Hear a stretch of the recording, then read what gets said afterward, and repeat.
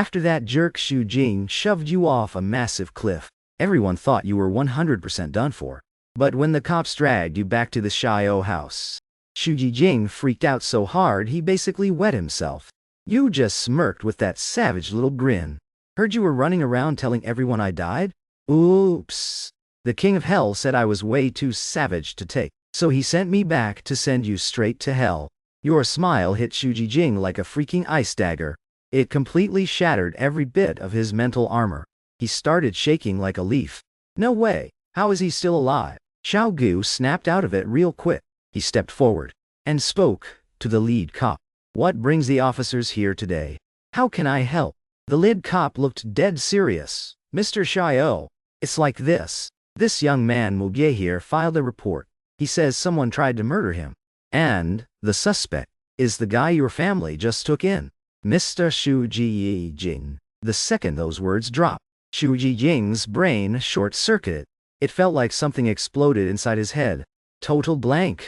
Xiao Gao had been through way too much drama to panic. He pulled himself together fast. Brows locked. He demanded answers from the cop. What exactly do you mean by that? Once Yue Jing realized why the cops were really there, all that bottled-up terror and panic crashed over him like a broken dam. He was drowning in it, under the insane pressure. Xu Jing suddenly pointed straight at you. How are you still alive? Why didn't you just die in that orphanage? You bully me every single day.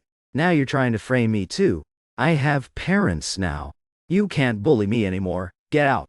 Get out! Xu Jing screamed while shaking. He grabbed Xiaomu next to him like his life depended on it. Mom, make him leave. I'm so scared. He keeps bullying me. Kick him out right now. But you moved like lightning, straight up to Xu Jing. You grabbed a fistful of his hair, and with your other hand, you slapped him back and forth, clean and brutal. A whole string of sharp, loud cracks. His terrified screams echoed like crazy through the giant living room. Everyone froze in total shock at the sudden violence. Eyes wide, mouths open. The first one to react was the lead cop. He jumped up fast. Mugie, bro. Stop right now. Can you chill for a second? Hands off. Xiao Gao and the others felt their hearts slam in their chests. He snapped out of the shock. Bodyguards! He yelled. Get in here and stop him. A bunch of trained, tattooed bodyguards rushed in. But before they could even get close, you casually kicked them, flying with perfect precision. Fast, brutal, effortless. They went flying like rag dolls, while everyone else was still processing the chaos. You grabbed Xu Jing off the floor like it was nothing. Then, with an iron grip, you locked your hand around his throat. Dead accurate. No hesitation. Xu Jing's face turned purple instantly, from ghost white to that nasty shade of panic. His vision blurred, but a creepy little smile still crept onto his face. His eyes slowly swept across the room. I suggest you all stop moving forward, or I might just accidentally crush his windpipe. That one deadly threat froze the entire room. Even the cops stopped talking mid-sentence. Xiao Gao stared at the insane scene. He stepped in with full boss energy. Young man, you can talk this out nicely. If Xu Jing really did something to you, I, Xiao Gu, will take full responsibility. I won't protect anyone. But if you're just here causing trouble, or trying to hurt my CO family, I'm not someone you can push around. So can you please tell me first, what the hell actually happened? As he spoke, Xiao Gao glanced at Xu Jing's increasingly pale face. His voice dropped deeper. Besides, if you actually strangle him to death right here, your own life is over too. Is it worth it? After hearing Xiao Gao, you straight up ignored him. Then, you threw the terrified Xu Jing onto the floor and slammed your foot down. Hard, no mercy, right on his chest. You filthy animal. You really tried to kill me. You got a death wish, or what? Surprised I'm not dead, huh? Let me tell you something. I climbed straight out of that cliff to come back and end you. Xu Jing was getting crushed under your foot. His eyes burned with pure hate and terror. He tried to scream for help, but nothing came out except choked sounds. All he could do was cry. He looked at the Xiao family with desperate eyes. You turned to face them too. Voice calm. Let me introduce myself. My name is Mu. I'm like 18, I guess. Orphan. So birthday's a mystery. Doesn't really matter though. Anyway, you pressed your foot down harder on Shuji Jing. The important part is, he and I came from the same orphanage. But just 1 week ago, he left, saying he found his real parents. Bad luck for him though. The very next day after he left, I got pushed off the cliff behind the orphanage. Almost died for real. Want to know who did it? The whole living room went dead silent. Nobody could process what they were hearing. Everyone just stared at each other. Shuji Jing's face went pure white. He started thrashing like crazy trying to stop you. But he still couldn't make a sound. He could only listen in total despair. You watched the raw fear in his eye. Then you finally dropped the bomb. Nice and slow. The one who pushed me was him. And you want to know why he did it? Right then, Xiao Keilian stepped in, calm and steady, voice firm, because you're the real child of this family. And he's just the fake, right? Those words hit like a thunderclap. Everyone's ears were ringing. Xiao Gao's head snapped toward his daughter. His eyes went sharp. Big sis, what did you just say? What do you mean? What do you know? Xiao Keilian didn't answer him. She just looked straight at you. A knowing little smile touched her lips. I'm right, aren't I? You blinked, a little surprised. Then you grinned and nodded. Yeah, exactly. After you guys did the blood test, he found out I existed.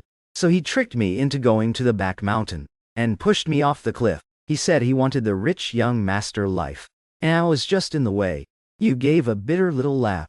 Guess even the universe felt bad for me. Stuck me with this rich kid fate. But made me suffer for years anyway. Even heaven couldn't watch anymore. So I didn't die. I held on. Then I used pure willpower and climbed out of that nightmare. Pretty badass. Right. The casual way you said it, while dropping the most brutal truth, made Xiao Keilian's mouth twitch it. From the first second she saw you, she felt this weird pull toward you. Something she'd never felt with Shuji Jing. The rest of the Xiao family completely lost it. Total shock and chaos. Xiao Mu went pale as a ghost. Her body started swaying hard. She could barely stay on her feet. The non-stop shocks were draining her completely. She looked like she was about to break. Xiao Chusheng was shocked too, but deep down he felt this crazy wave of relief. So, Shuji Jing was a total fake the whole time. And he still had the nerve to frame him everywhere. Xiao Gao heard the news and his mind went blank for a long time. He finally let out a shaky breath, trying hard to stay calm. Mujie, right, everything you said is still just your word for now. We can't jump to conclusions yet. Maybe you should let him go first.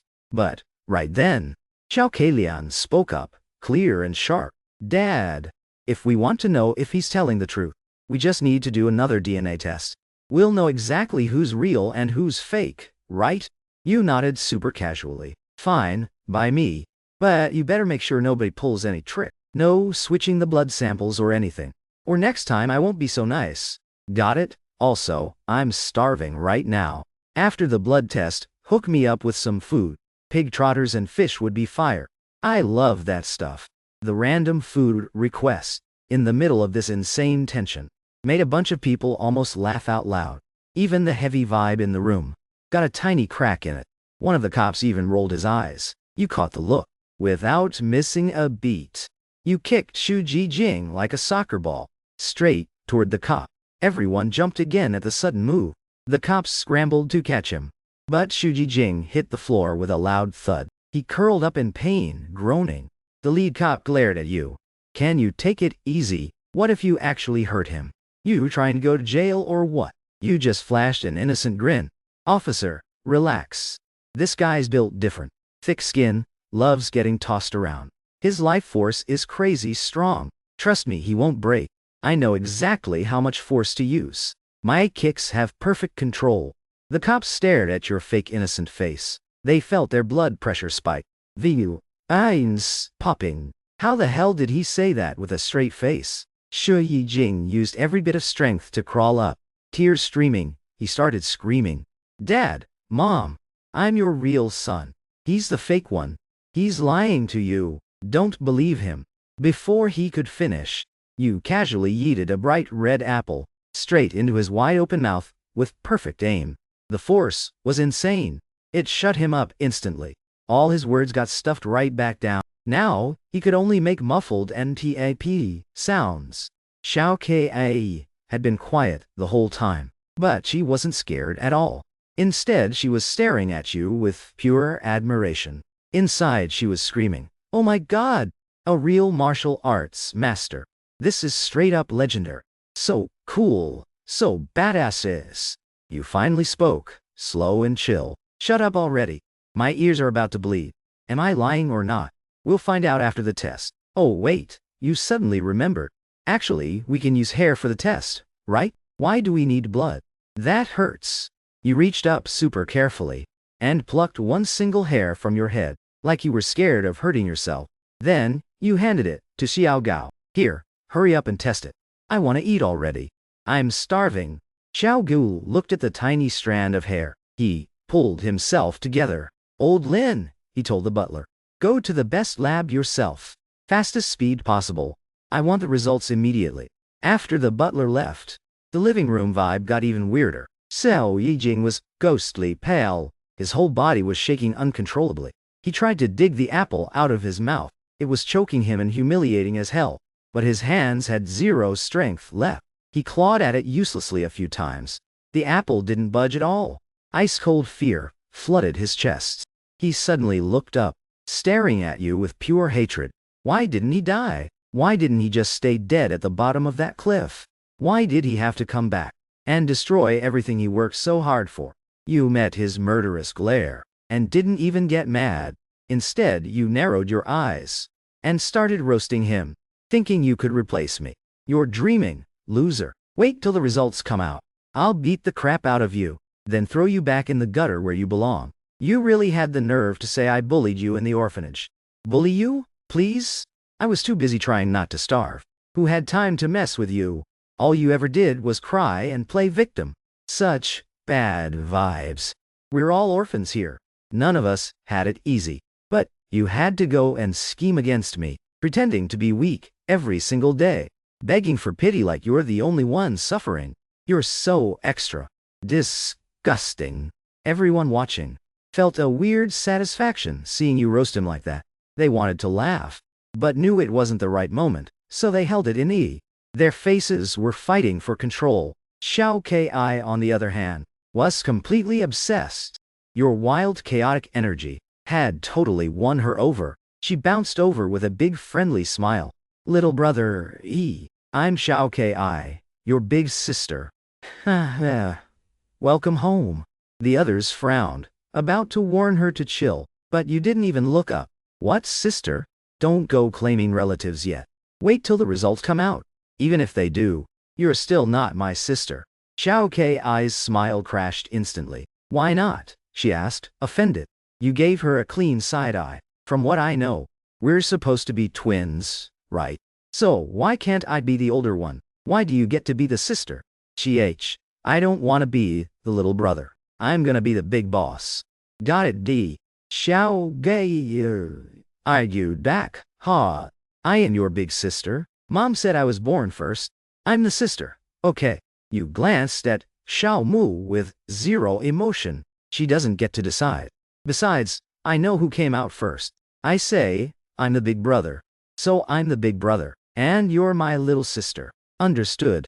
Xiao Ki tried to argue again, to protect her big sister pride. But one single calm look from you, no killing intent, just pure pressure, made her freeze like a scared chicken. All her words got stuck in her throat. She shrank back without thinking, didn't dare say another word. The whole room was stunned. They knew Xiao Kai was impossible to control, except by Xiao Gu and Xiao K Lion. And now some random guy just shut her down with one single look. This scene left everyone speechless. All her words got stuck in her throat.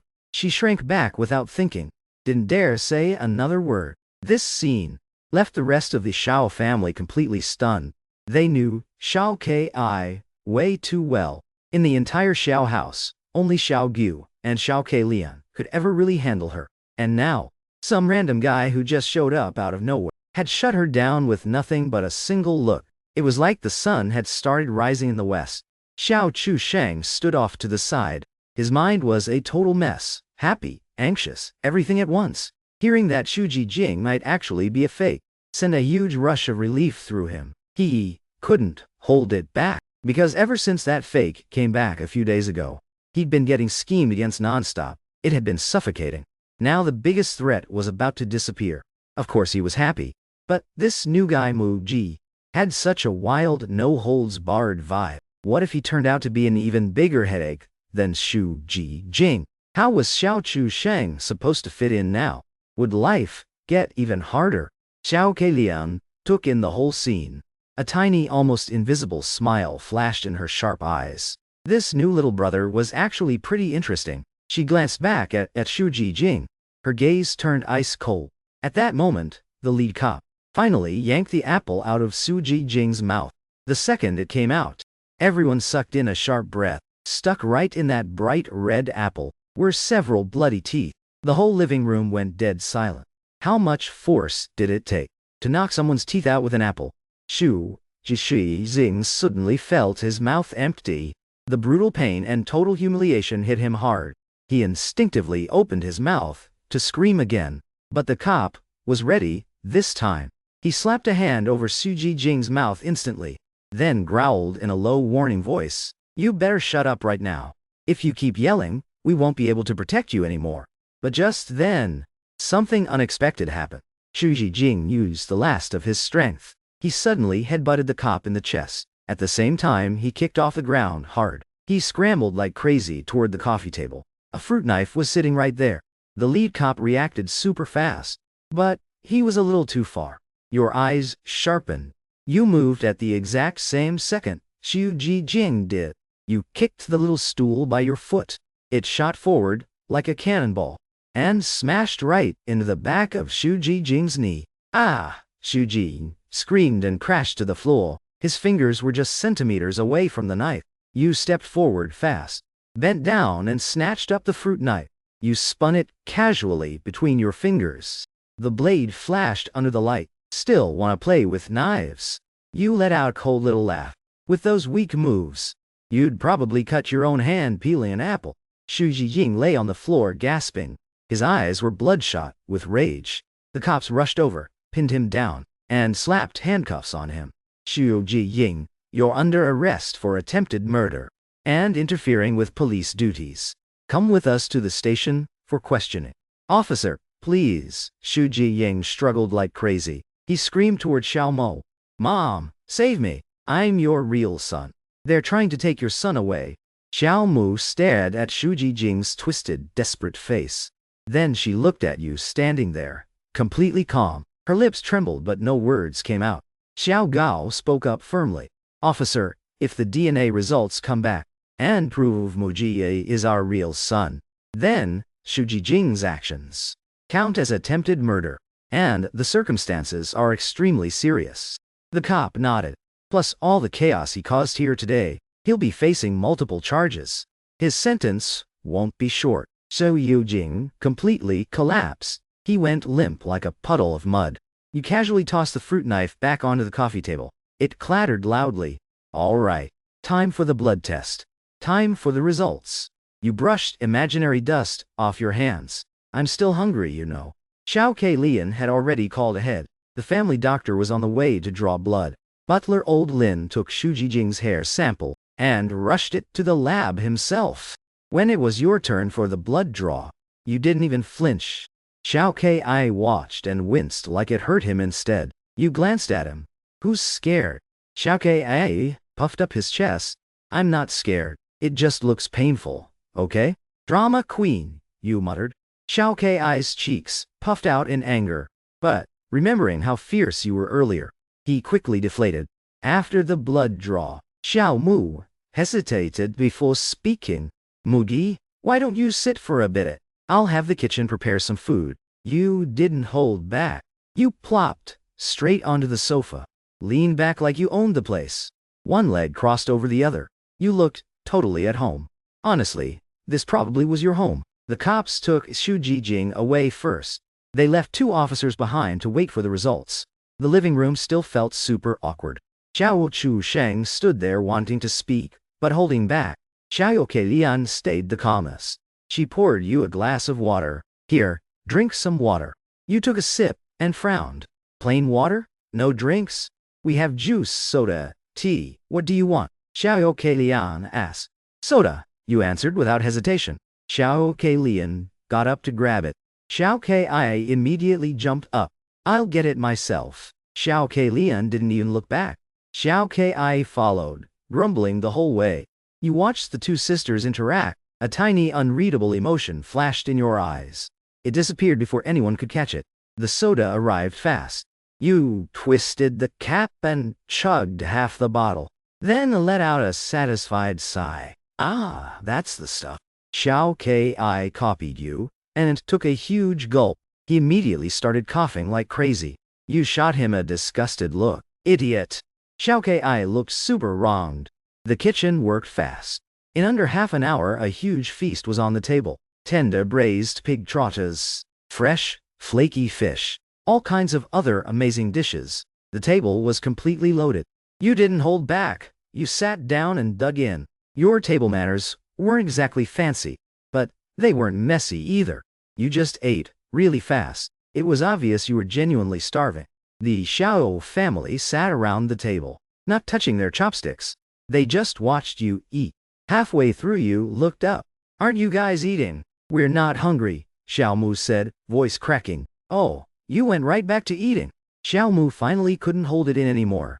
Her voice shook a little. Child, how did you spend these past 18 years? Your chopsticks paused for half a second. Then you kept eating like nothing happened. Just got by. Orphanage food was never enough. Fought for scraps. Did odd jobs for cash. When I got older, I carried bricks on construction sites.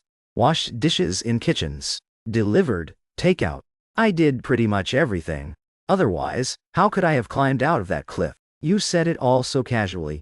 But Xiao Mu's tears started falling immediately. Xiao Gao gripped his chopsticks tighter. From now on, that won't happen. The Xiao family will make it up to you. You gave a small smile. No need to make it up. Just give me what should have been mine. Like ID, household registration, school stuff. I heard rich kids all go to school, right? I'm 18 now. Can I still go? Xiao Lian answered right away. Of course, you can. Or we can hire the best tutors and get you prepped straight for exams. With the Xiao family's connections, you can get into any university you want. No shortcuts needed. You waved it off. I want to take the real exam. Just find me a solid tutor to catch me up. You thought for a second and added, oh right. I'll cover my own living expenses and tuition. I just checked the bank card from the orphanage. I still have $23,800 saved up, plus 65 cents. That'll hold me for a while. The Xiao family fell silent again.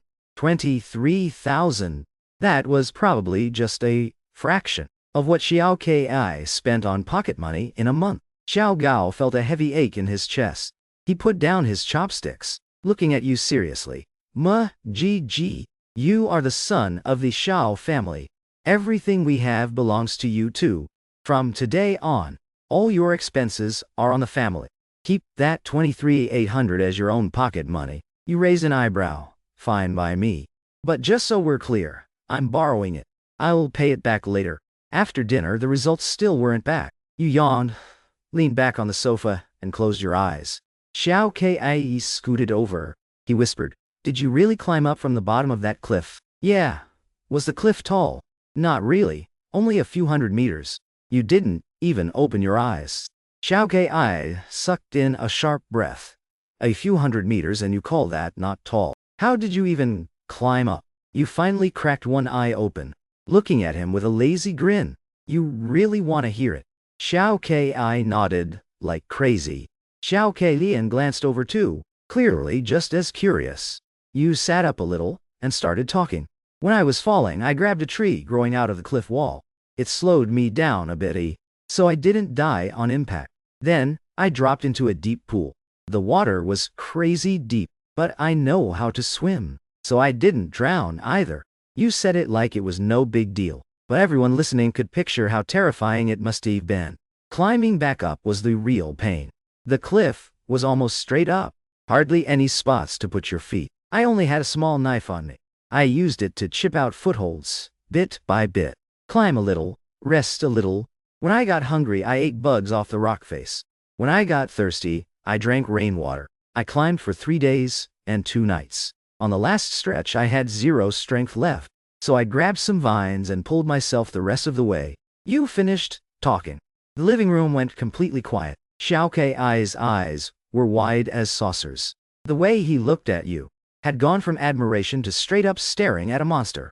Xiao Kai Lian took a deep breath. You're seriously incredible. You shrugged. No choice. When you want to stay alive, you just have to fight. Right then butler old Lin came back. He was holding a thick envelope. Everyone's hearts jumped into their throats. Old Lin handed the envelope to Xiao Gao. The results are here. Xiao Gu's hands were shaking a little. He tore open the envelope, pulled out the report, flipped straight to the last page. His eyes stayed glued to the final lines for a few seconds. Xiao Gao closed his eyes.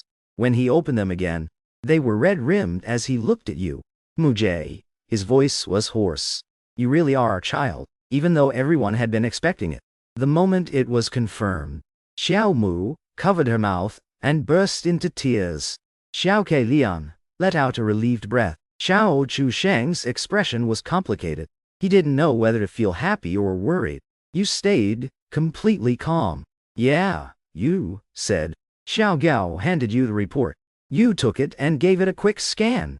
It clearly stated that Xiao Gu and Xiao Mo were Mu Gei's biological parents. Believe it now. You tossed the report back on the coffee table. Believe it. Believe it. Xiao Mu rushed over crying, wanting to hug you. You stepped aside and dodged it. Her hand hung in the air. Her face looked hurt. You said calmly, "Don't rush the family stuff. I came back for 2 reasons. 1, to get revenge. 2, to take back what's mine. As for the whole family bonding thing, let's take it slow." Xiao Mu's tears fell like rain. Xiao Gao steadied his wife and looked at you. Child, we know you've suffered too much. We'll spend the rest of our lives making it up to you. This is your home now. We are your family. You tugged at the corner of your mouth, but said nothing. At that moment, the quiet Xiao Chu Sheng suddenly spoke. Then, what about Xu Jijing? The second his name came up, every Xiao family face turned cold. Xiao Gao said firmly, "He tried to murder my real son. The law will give him exactly what he deserves. From today onward, he has nothing to do with the Xiao family." Xiao Keilian added, "And besides, impersonating someone and fraud are crimes too. We'll make sure he faces full legal consequences. He's going to spit out everything he took from us." You raised an eyebrow. Pretty ruthless. Xiao Keilian looked at you. When dealing with scum, you can't go soft. You nodded. I like that attitude. Once the police got the DNA report, they officially named Xu Jijing a suspect in an attempted murder case. The investigation officially began, and you officially moved into the Xiao house. Your room was a huge sunny bedroom on the 2nd floor, even bigger than the one Xu Jijing had used. The closet was packed with brand new clothes, all in your exact size. You stood in the middle of the room and looked around. Xiao Kai bounced in right behind you. So, you like it. Me and Sis decorated it together. You didn't answer. You walked over and sat on the bed. The mattress was so soft, you sank right in. Too soft, you said. You don't like it. We can change it. Xiao Kai asked. No need. It'll do. You flopped backward, hands behind your head. Xiao Kai squatted by the bed, eyes sparkling as he looked at you. Bro, can you teach me kung fu? You gave him a sideways glance. Teach you what? Those kicks you used to send the bodyguards flying? They were so cool. Xiao Kai mimicked the moves. You shot him down without mercy. You couldn't learn it. My sports grade is actually really good. Xiao Kai protested. You couldn't be bothered. You rolled over. Get out. I'm sleeping. It's the middle of the day. Xiao Kai pouted. He left unwillingly, but still gently closed the door behind him. You lay on the bed, but you weren't actually sleeping. So much had happened in one day. Even you needed time to process it all. 18 years as an orphan. Then suddenly your identity flipped upside down. It felt pretty awesome. But mostly it made you cautious. A huge wealthy family like the Xiaos definitely had deep waters. Xu Jing was dealt with but there were probably plenty of jealous schemers lurking in the shadows. Like Xiao Chusheng, who'd been suspiciously quiet the whole time. He didn't look like the type to stay put. And how did Xu Jing even find out that the Yi Xiao family was looking for their lost child? How did he manage to impersonate you so perfectly? Who leaked the orphanage info? There had to be more going on. You rubbed your chin. This whole thing definitely wasn't over yet. But you'd never been the type to run from trouble. The next morning, you were woken by knocking. You opened the door and saw Xiao Ki, wearing a cute pink loungewear set, hugging a huge box, eyes sparkling as he looked at you. Morning, bro. Mom told me to bring you some clothes. All brand new, latest season stuff. You rubbed your eyes, took the box from him. You were about to close the door. Wait, Xiao Ki squeezed inside excitedly. Bro, any plans today? Want me to show you around the house? Or we can go out and have some fun. I know so many cool spots. You glanced at him. No time. Gonna catch up on sleep. Then study. Study. Xiao Ki's eyes went wide. You just got home and you're already hitting the books. What else? You pushed him toward the door. I need to change. Out you go. Xiao Ki got reluctantly kicked out. You opened the box. Inside, from head to toe, clothes, shoes, accessories, everything was there. Brands you'd never even heard of as a kid. But just by the feel you could tell they were crazy expensive. You picked the simplest casual outfit and changed into it. The size fit perfectly. When you went downstairs for breakfast, you saw Xiao Gao and Xiao Ke Lian already in the dining room, eating while watching financial news. Xiao Mu probably still hadn't recovered and hadn't come down yet. Xiao Chusheng wasn't there either. You greeted them casually, then sat down naturally. The family titles were already rolling off your tongue smoothly. Now that your identity was confirmed, you figured you might as well use them. Xiao Gu glanced at you, nodded. Sleep well. The bed's too soft. Almost got a stiff neck. You answered, honestly. Xiao Ke Lian slid a glass of milk in front of you. You'll get used to it. Any plans for today? Need me to contact a school or tutors? Get me a tutor first this morning. All subjects, someone really good. Price is no issue. I learned fast. You took a sip of milk. In the afternoon, I want to go back to the orphanage. Xiao Gao and Xiao Ke Lian both looked at you at the same time. What for? Xiao Gao asked. To grab some stuff. And ask if the director knows anything about Xu Jing impersonating me. You said calmly, don't worry. I won't cause trouble. Just want some answers. Xiao Gao thought for a moment. Let old Lin drive you and bring a couple guys. No need. You refused. I'll go by myself. Too many people will draw attention. Xiao Ke Lian spoke up. Then I'll go with you. You looked at her. This big sister seemed calm and level-headed. She should be reliable. All right. After breakfast, Xiao Ke Lian moved super efficiently. In less than 2 hours, she had arranged a famous team of top-tier teachers. They could start trial lesson that afternoon. Then he drove you to the Sunshine Orphanage you grew up in. The orphanage looked a bit better than you remembered, but it was still old and worn down. The security guard at the gate recognized you when he saw you stepping out of a luxury car. His eyes nearly popped out of his head. Muge, you're back. We even called the police when you went missing that day. The guard stammered. Didn't die after all, you replied casually as you walked inside. Xiao Ke Lian followed behind you, looking around at the environment. Her brows furrowed slightly. The director was a middle-aged woman in her 50s, named Wang. She was shocked to see you, especially when she saw the elegant-looking Xiao Ke Lian behind you. Muge, you're okay. That's great. This is my sister. You gave a quick introduction to Director Wang. I'm here to pick up the stuff I left in my locker. Also, I wanted to ask about Xu Jing. The same Xu Jing. Did anything unusual happen before he left? Did anyone come looking for him? Or ask about me? Director Wang's eyes flickered for a second. Xu Jing said he found his biological parents. We were all happy for him. He took all his things with him. As for whether anyone came looking for him, I'm not sure. I was away on a business trip those days. You stared straight at her. I almost got pushed off a cliff and died. The one who pushed me was Xu Jing. He's been arrested for attempted murder and identity fraud. If someone was behind him or gave him my information, that person is an accomplice. Director Wang's face changed drastically. What? Pushed you? That's impossible. Xu Ying was always such a quiet kid. I know exactly how quiet he was. You cut her offer? Director, I only want the truth. If I find out you knew something and didn't say, you didn't finish the sentence. But the cold look in your eyes made Director Wang shiver. Xiao Keilian stepped in at the right moment. Her voice was gentle but carried pressure. Director, we are from the Xiao family. Mu Ge is our long-lost son. This matter involves a criminal case. If you hide anything, you could also face legal consequences. But if you cooperate, the Xiao family will remember this favor and will reconsider future donations to the orphanage. Carrot and stick. Sweat beaded on Director Wang's forehead. She struggled for a few seconds, then finally lowered her voice. A few days before Xu Jijing left, a man actually came to see him twice. They talked for a long time in the reception room.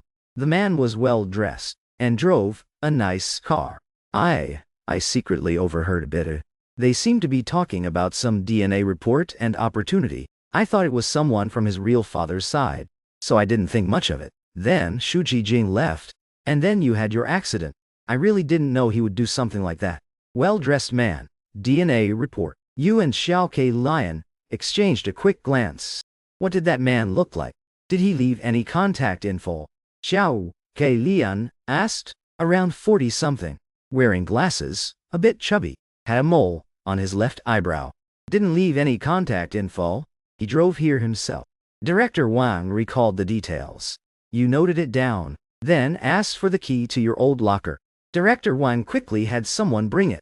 Your locker didn't have anything valuable, just some old clothes, a few books, and a small iron box. You opened the iron box. It contained various little trinkets and keepsakes. After taking what you needed, you turned to leave. Xiao Keilian followed and spoke in a low voice. Looks like someone was guiding Xu Jijing from behind the scenes. I'll have people look into that man with the mole on his eyebrow. Yeah, you nodded. Don't make any noise about it for now. Understood? Back at the Xiao house, the tutor had already arrived. It was a man in his 30s wearing glasses. Surname Chen. Supposedly he produced several top exam scorers. After a 2-hour trial lesson, Teacher Chen looked surprised. Young Master Mu Ge, your foundation is much better than I expected. Your comprehension and memory are outstanding. It's just that your knowledge system has some gaps, missing quite a few links. If you go all out, there's a very good chance you can get into a top university in 1 year. You nodded. Then I'll be counting on you, Teacher Chen. Starting today, every day from 3 p.m. to 9 p.m., and all day on weekends. Pay at the highest rate. With the study schedule settled, you began a structured life in the Xiao family. During the day you studied by yourself, watched online classes to fill in the basics. In the afternoons and evenings you had intense sessions with Teacher Chen. You really did learn extremely fast. Having survived and struggled at the bottom, gave you a much deeper understanding of many things than kids raised in comfort. Your progress speed even shocked Teacher Chen. The Xiao family's attitude toward you was also changing subtly. Xiao Mu was always trying to make up for lost time, find every excuse to spoil you. She kept bringing you snacks and drinks, asking if you needed anything. Her eyes full of that guilty, make up for lost time mom love. You weren't super warm about it, but you didn't push her away either. You called her mom when you were supposed to, took the stuff she gave you, and sometimes even chatted with her for a bit, which made her happy for hours. Xiao Gao had been watching you for a few days. He noticed you either studied like a machine or trained your body like a beast. You didn't talk much, but you were sharp, decisive, and had your life together. You didn't act like a regular 18-year-old at all. He slowly started to relax. This son of his might be even tougher than he imagined. Xiao Ki became your personal shadow. Whenever you took a break, she'd bounce over and chatter non-stop, spilling all the rich kid circle gossip, dragging you around to see every weird, cool thing in the house. You called her annoying, but sometimes she actually made you laugh. Xiao Keilian was more like your solid ally. She handled a ton of stuff on the outside for you, like digging into the guy with the mole on his eyebrow, getting your new ID and paperwork sorted, wrapping up the loose ends on the Su Jing case. You two had this silent understanding, no need for extra words. As for Xiao Chu Sheng, he stayed super quiet. He avoided you as much as possible, and you didn't bother with him either. Life stayed calm for about a week. That night you were in your room grinding practice questions. Xiao Ke Lian knocked and came in. Her face was dead serious. I found something. She handed you a folder. That guy with the mole is named Zhao Dehai. He's the boss of a small private detective agency. Supposedly does normal investigation work, but really takes shady jobs on the side, like digging up people's dirty secrets or faking documents. You flipped open the folder. It had Zhao Dehai's info, plus a few blurry surveillance photos. We're still digging into how he connected with Su Jing, but there's one sketchy find. Xiao Geilian pointed at a bank statement. A week before Su Jing went to the Xiao family, Zhao Dehai's account got a 500 transfer from some offshore shell company. And right after Su Jing left the orphanage, his new account suddenly had 200 in startup cash. Source unknown. Payment for intel and hush money. You narrowed your eyes. Very likely, Xiao Keilian nodded. Zhao Dehai is a local snake with good connections. The Xiao family looking for their lost kid wasn't super public, but the rumor definitely spread in certain circles. He probably heard about you early, got your basic info, then found Su Jing, who was the same age and had a shady heart, sold him the info, and maybe even coached him on how to impersonate you. The 500K was the info fee. The 200K was Su Jing's startup money and silence payment. Makes total sense. Where is Zhao Dehai now? You asked. He ran. Xiao Keilian flipped to the next page. By the time we found his agency, it was already shut down. No trace of him. I used some connections to check border records set. Nothing. He probably used a fake ID and is hiding somewhere in the country. Think there's someone even bigger behind him. Just for a few $100,000, they set up an impersonation and straight-up murder attempt. Seems like way too much risk. Maybe he's just another pawn, too. Zhao Keilian's eyes showed respect. Exactly what I was thinking. Zhao Dehai is just the middleman. Someone doesn't want you back in the Xiao family, or doesn't want the real bloodline returning. Could be a business rival, or someone inside the family. You looked at Xiao Keilian. She stayed quiet for a few seconds. It's possible. The Xiao family does massive business. So there are plenty of enemies on the surface. As for inside, she didn't finish. But the meaning was crystal clear. Besides the parents, her, and Xiao Ki, the only other person left was Xiao Chu Sheng. Does Xiao Chu Sheng even have the guts or the power to pull something like this? Or is there someone else hiding in the shadows, with their eyes on the family fortune? What about Su Jing? You asked. Did he confess anything new? He still swears it was all his own greed. He just happened to hear the Xiao family was looking for their kid, and got the bright idea to impersonate you. Says Zhao Dehai was just a paid consultant. Claims the murder attempt was a spur-of-the-moment panic, because he was scared you'd expose him. Xiao Keilian let out a cold laugh. That story was obviously rehearsed. They're trying to paint Zhao Dehai as the sidekick, while Su Jing takes the full blame as the mastermind. But he clearly didn't think it through. Attempted murder, plus fraud. His life is basically over. Since we can't find Zhao Dehai, the real puppet master behind him is even harder to reach. You tapped your fingers on the desk.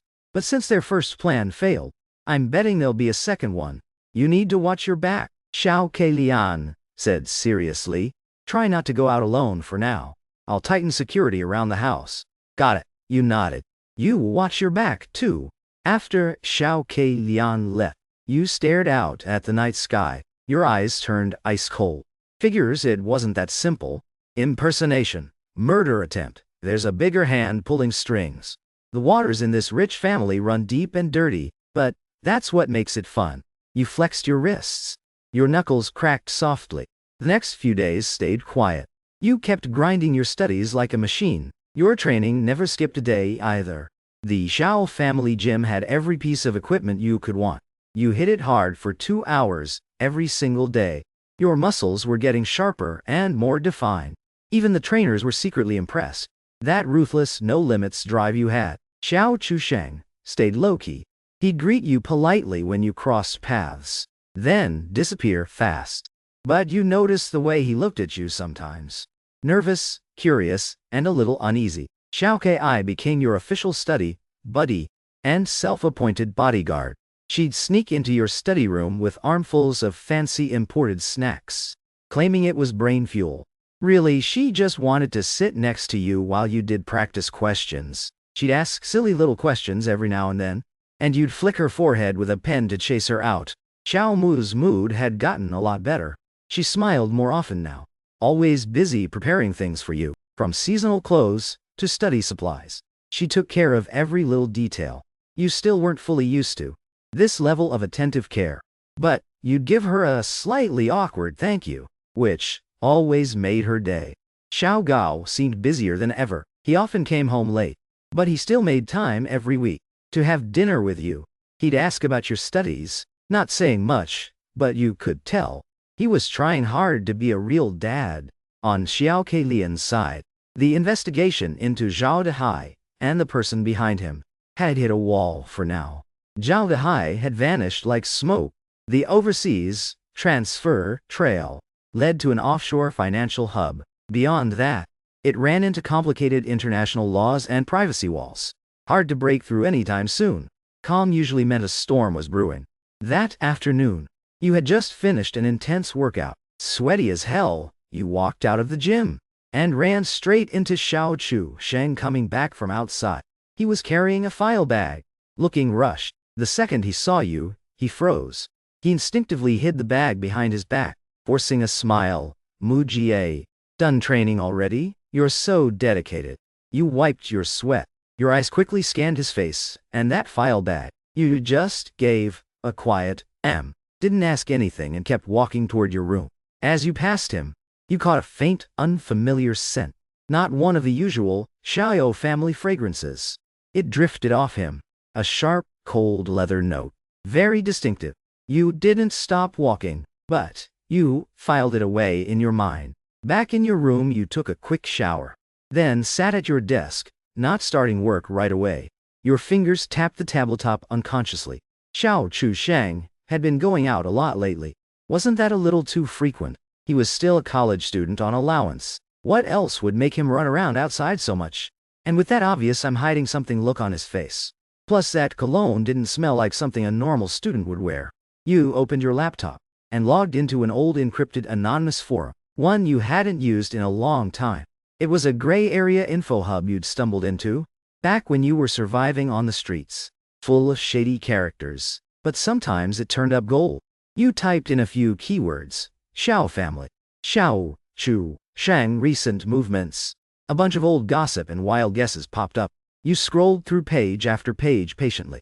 Suddenly, one short post from a week ago caught your eye. The poster ID was just random code. The message was short. Heard the real Xiao heir is back. The fake young master who's been living the good life is suddenly short on cash and asking around for quick money schemes. Interesting. There were only a few scattered replies, mostly mocking or just watching the drama. The fake young master clearly meant Xiao Chusheng. He was short on money. The Xiao family gave him plenty of allowance, and his spending wasn't even that flashy. So why was he suddenly desperate enough to ask about fast cash schemes, unless he had some major non-normal money problem? You closed the forum. Your finger tapping on the desk sped up. Xiao Chusheng definitely had something going on. But was he the mastermind behind everything? A side character like him, having the power and balls to orchestrate an impersonation and murder, didn't feel right. He felt more like someone being used, or maybe playing his own little game. While you were thinking, there was a knock at the door. Xiao Keilian's voice came through. Muge, you in? Got a minute. Come in. Xiao Keilian pushed the door open. She was holding a tablet, her expression even more serious than before. New info. Not great. She walked over and handed you the tablet. The screen showed medical records and a few blurry surveillance screenshots. I went back through every possible lead on Xu Jijing and Zhao Dehai, and widened the search to all public places they might have gone. We got lucky. At an old ATM, 3 streets away from the orphanage, we found this. Xiao Keilian pointed at one of the shots. The image was grainy, but you could clearly see a man in a baseball cap and mask, standing at the ATM. The timing matches. 2 days before, Xu Jing left the orphanage after some enhancement. We can't see his full face, but the build and features match Zhao Dehai almost perfectly. Even more important, Xiao Keilian switched screens. Zoomed-in shot of the ATM screen. It's blurry, but you can still make out the account balance he was checking. The number had a bunch of zeros after it, and it wasn't his own account, or any known linked account. I followed the money trail from that account, and found an earlier transaction. 3 million wired in, from an unknown source. You kept reading. The pieces were starting to click. This wasn't over. Not even close. The sender was another offshore shell company, different from the one that sent Zhao Dehai the 500k, but registered in almost the same spot. 3 million, 6 times bigger than the last payment. This money hit the account about a month before Xu Jijing went to the Xiao family to get recognized. Xiao Keilian looked at you. The timing is way too perfect. If this was action money for Zhao Dehai, it means the whole plan against you started getting set up a full month ago. At that time, only a tiny handful of people inside the Xiao family knew. We'd found solid clues about the lost kid, and were about to start the recognition process. Your eyes sharpened instantly. So, you're saying, the mastermind probably has an insider in the Xiao family. All is one of the very few people who had access to that core info. High chance. Xiao Keilian nodded. She pulled up another file, and there's this. I used some private connections to pull records from a high-end private hospital.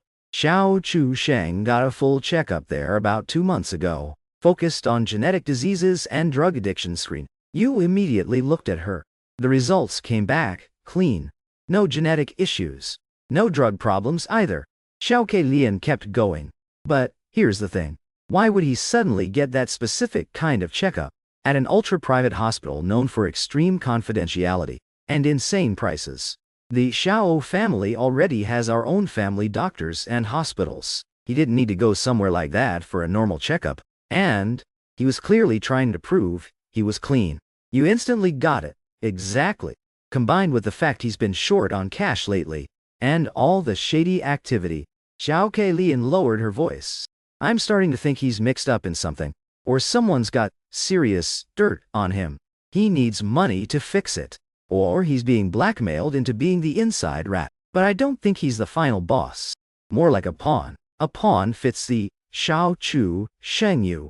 He's got sneaky little schemes, but he doesn't have the balls or the brains to run something this big alone. Can we find out who paid for his checkup, or who he was meeting around that time? You asked. Payment was cash, untraceable. We're still digging into contacts. He was smart about avoiding normal surveillance. Xiao Keilian added, the other side is being careful. You thought for a second. Then let's flip the script. If he's a pawn, what does the player behind him actually want? To stop me from coming back to the Xiao family, or to mess up the family and grab power from the chaos? Could be business rivals, or someone inside. Xiao Keilian rubbed her temples. Dad's been pushing a huge overseas merger lately. The money involved is massive. Lots of competitors. Some uncles and cousins have been unhappy about Dad holding all the power for a while now. If something happened to you, or if the Xiao family got hit with a scandal, it would hurt Dad's reputation and mess with the whole deal. Business, war, family infighting, or maybe both at once. Things are getting way more complicated. You suddenly spoke up. For the first time you used the word on purpose. So, what do you think we should do now? Just sit back and wait for them to make the next move. Xiao Keilian looked at your calm, sharp eyes. Something shifted in her expression. This little brother really wasn't someone who belonged in a cage. You got any ideas? She asked. You gave a cold little smirk. I'm done waiting to get hit. Since they're hiding in the dark, let's drag them into the light, or smack the pawn hard enough that the player flinches. You want to move on, Xiao Chu Shang? Xiao Ke Lian caught on fast. Not directly, that'd spook them too soon. You shook your head. He's short on cash, right? Probably doing someone's dirty work. So let's give him an opportunity. See exactly who he's working for, or what he needs that money so badly for. Classic bait. Xiao Ke Lian's eyes lit up. Exactly, we dangle something tempting. That still looks believable. You were already thinking fast. Something that makes Xiao Chu Sheng think he can grab a huge pile of cash, with what seems like low risk. Xiao Ke Lian grinned. This is gonna need careful setup. Has to feel real, but without actually hurting the family. You design it. You know the business and family politics better than I do. You looked at her with total trust. I'll back you up. If we need bait, I can be part of it. Xiao Ke Lian stared at the eager spark in your eyes. She couldn't help warning you. This is dangerous. The other side might be playing for keeps. You smiled, showing your teeth. Have you forgotten where I crawled out from? I am the one who knows how to play for keeps. Only now, I want to play at a higher level. Xiao Ke Lian stared at you for a few long seconds. Then she smiled too. That smile held pride and a spark of fire. Then let's do this, little bro. Time to smoke out those cockroaches. And teach them a lesson. I'll go draft the plan. We'll fine-tune the details together. Oh, one more thing. You stopped her as she was leaving. Do me a favor. Look up a certain cologne for me. You described the sharp cold leather scent you'd caught on Xiao Chu Sheng. Xiao Ke Lian took note. No problem. The fragrance world is small. With that description, it'll be easy to track. After Xiao Ke Lian left, you stood by the window, staring at the carefully trimmed garden outside. A storm was coming, but instead of tension, you felt a rush of excitement you hadn't felt in years. Fighting in the orphanage was about survival. Simple, brutal, direct. This rich family game was about so much more. Identity, wealth, power, belonging, and revenge. Way more complicated, and a hell of a lot more fun. You picked up your phone and texted teacher Chen, canceled tonight's lesson. You needed time to process everything and get ready for whatever storm was coming. At dinner that night, the vibe felt a little different. Xiao Gao looked tired, but he was forcing himself to stay upbeat. Xiao Mu kept piling food on your plate, her eyes carrying that quiet, worried mom energy. She'd clearly heard something from Xiao Ke Lian. Xiao Ke was her usual, carefree self, chatting nonstop about funny school stories. Xiao Chu Sheng ate in silence, even quieter than usual. You casually dropped. You've been pretty busy lately. Make sure you get some rest. Xiao Gao glanced at you and nodded. Yeah, big project at a critical stage. Once it's done, things will calm down. He paused, then looked at you again. How's studying going? Don't push too hard. Health comes first. It's fine. Teacher Chen says I'm improving fast. Your gaze casually swept over Xiao Chu. You caught his hand freeze for a split second while picking up food. That's good. Xiao Gao looked like he wanted to say more, but finally just sighed. Right after dinner, Xiao Chu Sheng stood up fast. Sorry, got a group project meeting at school. He left in a hurry. Xiao Ke got called away by Xiao Mu to help with something that left just you, Xiao Gu, and Xiao Ke Lian in the living room. Xiao Gao rubbed his temples. Big sis, any updates on your end? Xiao Ke Lian glanced at you. You gave a tiny nod. Some leads, but nothing solid yet. Xiao Ke Lian chose her words carefully. The other side is slippery, covering their tracks perfectly. But we're planning to take some proactive steps. Xiao Gao frowned. Stay safe. Use any family resources you need. Just tell me. He turned to you. Mu Zhen. Listen to your sister on this. Don't do anything reckless. You're a Xiao family kid now. Your safety comes first. You felt the real concern in his voice. You nodded. I know, Dad. Xiao Gao looked like he wanted to say more. But his phone rang. He checked the caller ID. His face changed slightly. He stepped aside to take the call. You and Xiao Ke Lian shared a quick look. It's about the merger, she said quietly. Running into some resistance. You nodded thoughtfully. Right then your own phone buzzed. Unknown number. The message was short and cold. Want to know who wants you gone? Tomorrow night, 10 p.m. Abandoned Guanghua Textile Factory, Warehouse Number 3, West Suburbs. Come alone, or don't come at all. Attached was a blurry photo. It showed someone's back, standing right at the edge of the cliff. The exact same back mountain cliff where you'd been pushed. The angle was sneaky, clearly taken in secret. Your pupils shrank. Who was this? Zhao Dehai, the mastermind, or someone new? Xiao Keilian noticed your expression change. She leaned over and read the message. Her face went dark, instantly.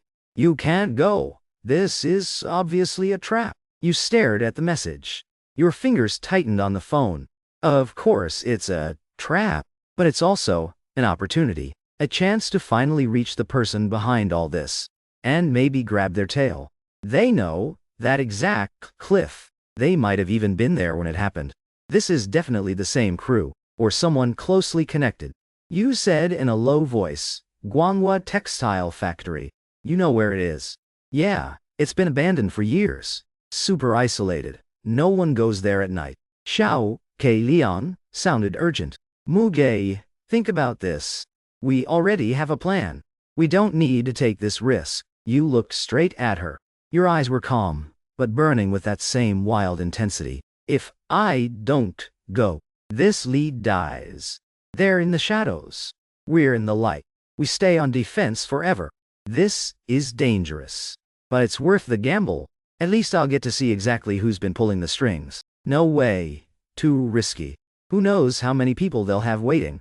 Xiao Keilian was dead against it. We can call the police. Or set up our own team in advance. If we bring cops or backup, they'll just stay hidden. They sent the text directly to me. It's a test. And a challenge. If I don't show up alone, they'll just keep hiding. And once the police get involved, a lot of our own moves get blocked. Big sis. Xiao Keilian looked at your rock-solid determination. She knew there was no talking you out of it. She took a deep breath. Fine, I'll help you prepare. Get me the full layout of the factory and warehouses, plus all the surrounding area intel, and I'll need some tools. Don't worry, I'm not walking in there blind. Xiao Keilian stared at you. She knew once you decided something, nothing could stop you. Your safety comes first. If anything feels off, get out immediately. I'll have people waiting outside for backup. Keep comms open the whole time. The second you send a danger signal, we'll storm in. You nodded. Deal. You went back to your room and shut the door. You pulled out your phone again. Tomorrow night, 10 p.m., abandoned factory. You were definitely going. Not just to see who it was, but to give those rats hiding in the shadows a lesson they'd never forget. You opened the drawer. Inside was the iron box you'd brought back from the orphanage. You opened it. From the very bottom, you pulled out something wrapped in thick cloth. Unfolding it revealed a simple, perfectly sharpened, multi-tool survival knife. An old foreman at the construction site had given it to you, back when you were hauling bricks. Said it was for self-defense. The blade was dark and cold, gleaming under the light. You tested the edge with your thumb. Your eyes turned icy. The peaceful days hadn't lasted long. Looked like it was time to stretch your muscles again. You started checking your body's condition, running through every possible scenario in your head, and mentally rehearsing how you'd handle sudden trouble. Night fell. The Xiao family estate was dead quiet. The next day you acted completely normal, studied like usual in the morning, had your afternoon session with Teacher Chen, even squeezed in a gym session. You kept your regular training, but dialed the intensity back just a bit to save your energy. Xiao Keilian worked crazy fast. By noon, she'd already sent you the full layout of the Guanghua Textile Factory, satellite maps of the area, and every possible escape route, all on a secure, temporary encrypted device. She even managed to get you some gear, from who knows where. A blinding tactical flashlight, a coil of high-strength climbing rope, a few micro-trackers, and an emergency button disguised as a regular shirt button. Press this for 3 full seconds, and I'll get your exact location plus a danger alert. We'll move in instantly. When Xiao Keilian handed everything over, her face was still dead serious. Promise me, the second it feels impossible, hit the button and get out. Don't try to be a hero. Relax, sis. I like being alive. You checked the gear. You felt way more confident now. Xiao Keilian had even gotten you a lightweight, stab-proof vest. You slipped it on under your jacket. At dinner, Xiao Chusheng didn't show up. Xiao Gao looked even more exhausted. Deep worry lines etched between his brows. Xiao Mu asked if the merger was going badly. Xiao Gao just waved it off. Minor hiccup. We'll handle it. But you could tell the hiccup was anything but minor. Xiao Kai tried to lighten the mood with lame jokes, laughing so hard at her own punchlines that she nearly fell over. You finished eating calmly and stood up. Dad, Mom, I have a study group with classmates tonight. Might be back a little late. Xiao Gu nodded. Stay safe. Let the driver take you. No need. Their place isn't far. I'll walk. Good for clearing my head. You gave a casual excuse. Xiao Mu reminded you gently. Come home early. Okay. Got it. Back in your room. You changed into dark, easy-to-move clothes. You put the stab-proof vest on underneath, strapped the survival knife to your calf with the special leg holster, tucked the rest of the small tools into easy-to-reach but hidden pockets. Finally, you clipped the button alarm on the inside of your shirt collar. You checked yourself in the mirror. Other than your eyes looking a little sharper, you just looked like a regular student. At 9 p.m. sharp, you slipped out of the Xiao house without alerting anyone. You didn't take a family car or call a taxi. You walked a short distance, then hopped on a shared bike and headed toward the west suburbs. The Guanghua textile factory was in an abandoned industrial zone on the edge of the city. It had been deserted for years. The closer you got, the fewer streetlights there were, the more isolated it felt. The last stretch didn't even have a real road, just overgrown paths through weeds. You hid the bike deep in some bushes far from the factory. Checked the time. 9:40. The sky was completely dark. Only pale moonlight outlined the massive ruined silhouette of the factory. It looked like a sleeping monster. Following the map Xiao Keilian gave you and the route you'd planned, you moved like a shadow, using the darkness and abandoned structures for cover, silently closing in on warehouse number. The warehouse was huge. Its metal walls were covered in rust. Some sections were broken, revealing pitch-black gaps inside. The main door was slightly ajar.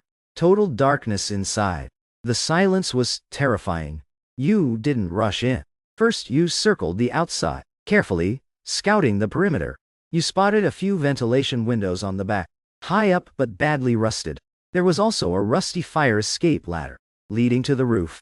You took a deep breath, sharpened every sense to the max, and listened hard for any sound. Nothing but the wind whistling through broken metal, and the distant bark of a stray dog seemed clear.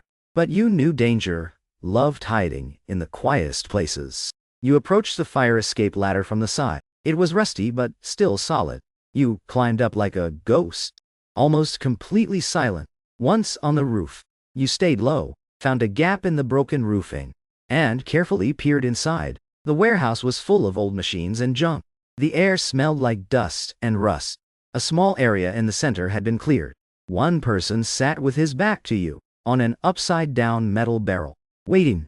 In the weak moonlight, coming through the broken windows, you could just make out his average build, wearing a plain jacket and baseball cap. Not Zhao Dehai. Wrong body type. So who? You held your breath, and kept watching. Seemed like only one person inside, but you weren't taking any chances. They wouldn't have lured you here without backup. Time ticked by. It was almost 10 p.m. The guy in the center started getting restless. He stood up and paced, kept glancing at the door.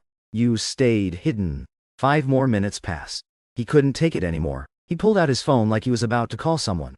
Right then, a low, distorted voice crackled from the shadows on the other side, sounding like it was using a voice changer. Is he here yet? The guy on the barrel jumped. He spun toward the voice. I don't see anyone.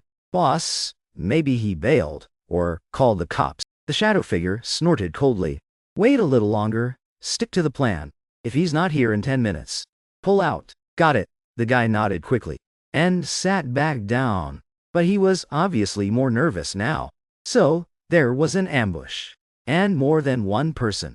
The guy in the shadows was the real one in charge. Your brain raced. One obvious decoy in the open. At least one commander hidden, and possibly more waiting in the dark. Charging straight in would be stupid. They came prepared. You didn't know the terrain. Easy to get trapped. You needed to create chaos, force the hidden ones into the open, or create a one-on-one opening. Your eyes scanned the inside layout. You spotted a pile of old wooden pallets, stacked a little unstably, right below a gap in the roof, near you. You had an idea. You quietly uncoiled the climbing rope, tied a solid knot at one end, hooked it to a sturdy steel beam on the roof, then slid down like a shadow, landing silently behind the pile of pallets. You grabbed a small pebble, weighed it in your hand, and flicked your wrist. The pebble flew through the air and smacked perfectly into an empty metal barrel on the far side of the warehouse, away from the shadows. Clang! The loud metallic echo cut through the silence. The decoy guy jumped up like he'd been shocked. From the shadows came a sharp hiss. What was that? The second their attention snapped toward the noise, you burst out from behind the pallets. You didn't charge the guy in the center. Instead, you used the cover of the junk and circled fast toward the shadows where the voice had come from. Your movement was lightning fast and completely unexpected. By the time the person in the shadows realized something was wrong, you were already right in front of him, less than 3 meters away. It was a man in a mask and baseball cap. He was holding something in his hand. The second he saw you appear, he looked shocked. He stumbled back a step and raised his hand. You didn't give him a chance to react. You lunged forward like lightning. Your left hand shot out and locked onto his wrist like a vice. You twisted down hard. Your right hand sliced toward his throat like a blade. The guy reacted fast. The second you grabbed his wrist, he twisted his body and blocked your hand chop with his other arm. At the same time, he drove his knee toward your stomach. You dodged sideways. Your left hand yanked him hard toward you. Your right foot hooked his supporting ledge. He lost balance, and you pulled him into a perfect trip. But you felt how strong his wrist was. And his moves were clean, professional. Definitely not some street thug. The two of you traded fast blows in the tight shadows. Fists and feet thudded against each other. He was using standard military-style combat. Brutal and efficient. You fought back with the wild, dirty street style you'd learned surviving on the bottom, mixed with the advanced training you'd picked up later. Your strikes were vicious and unpredictable, always aiming for weak points. Damn it! Your sneaky elbow caught him right under the ribs. He grunted in pain. His movement slowed for a split second. You seized the opening. Your knee slammed hard into his groin. He doubled over in agony. You followed with a chopping hand, strike to the back of his neck. His body went limp. He collapsed forward. You quickly searched him, found a walkie-talkie, a knife, and a phone. You pocketed the walkie-talkie and phone, kept the knife in your hand. You turned toward the center of the warehouse. The decoy guy was completely frozen. He was gripping a metal pipe, shaking as he pointed it in your direction, but too scared to move closer. Don't come any closer. His voice was trembling. You stepped out of the shadows, one slow step at a time. The guy looked like he was about to piss himself. Moonlight hit your face. Your expression stayed blank, but it sent ice straight down his spine. Who sent you? Your voice was low, but it carried freezing pressure. I don't know. I just take the cash and do the job. The guy scrambled backward in pure terror. Whose cash? What job? You kept closing in. It's Brother Hai, Zhao De Hai. He told me to wait here tonight for someone. Scare him a bitty, and then find a chance to stick this in him. The guy fumbled in his pocket as he spoke, and pulled out a tiny syringe, wrapped in plastic, needle already attached, clear liquid inside. Brother Hai said it's just a strong sedative. Won't kill anyone. Strong sedative? Yeah, right. Like I'd buy that lie, even if it really was just sedative. Getting knocked out in the middle of nowhere. What do you think happens next? Anyone could figure that out with their eyes closed. Your eyes turned even colder. Where is Zhao De Hai right now? I seriously don't know. It's all phone contact. Money gets dropped at a spot, and I pick it up myself. Bro, please spare me. I'm just a nobody. His legs buckled. He nearly dropped to his knees. You could tell he wasn't lying. Zhao De Hai was playing it super careful. Even his own crew didn't know where he was. You walked over to the guy you'd knocked out, the so-called boss. ripped off his mask and cap. A stranger's face, early 30s, sharp eyes, with a nasty scar at the corner of his left eyebrow. Not Zhao Dehai. You searched him. Only a wallet, cash and a fake ID inside. Nothing useful. What's his name? What does he do? You asked the terrified little lackey. We all call him Scar Bro.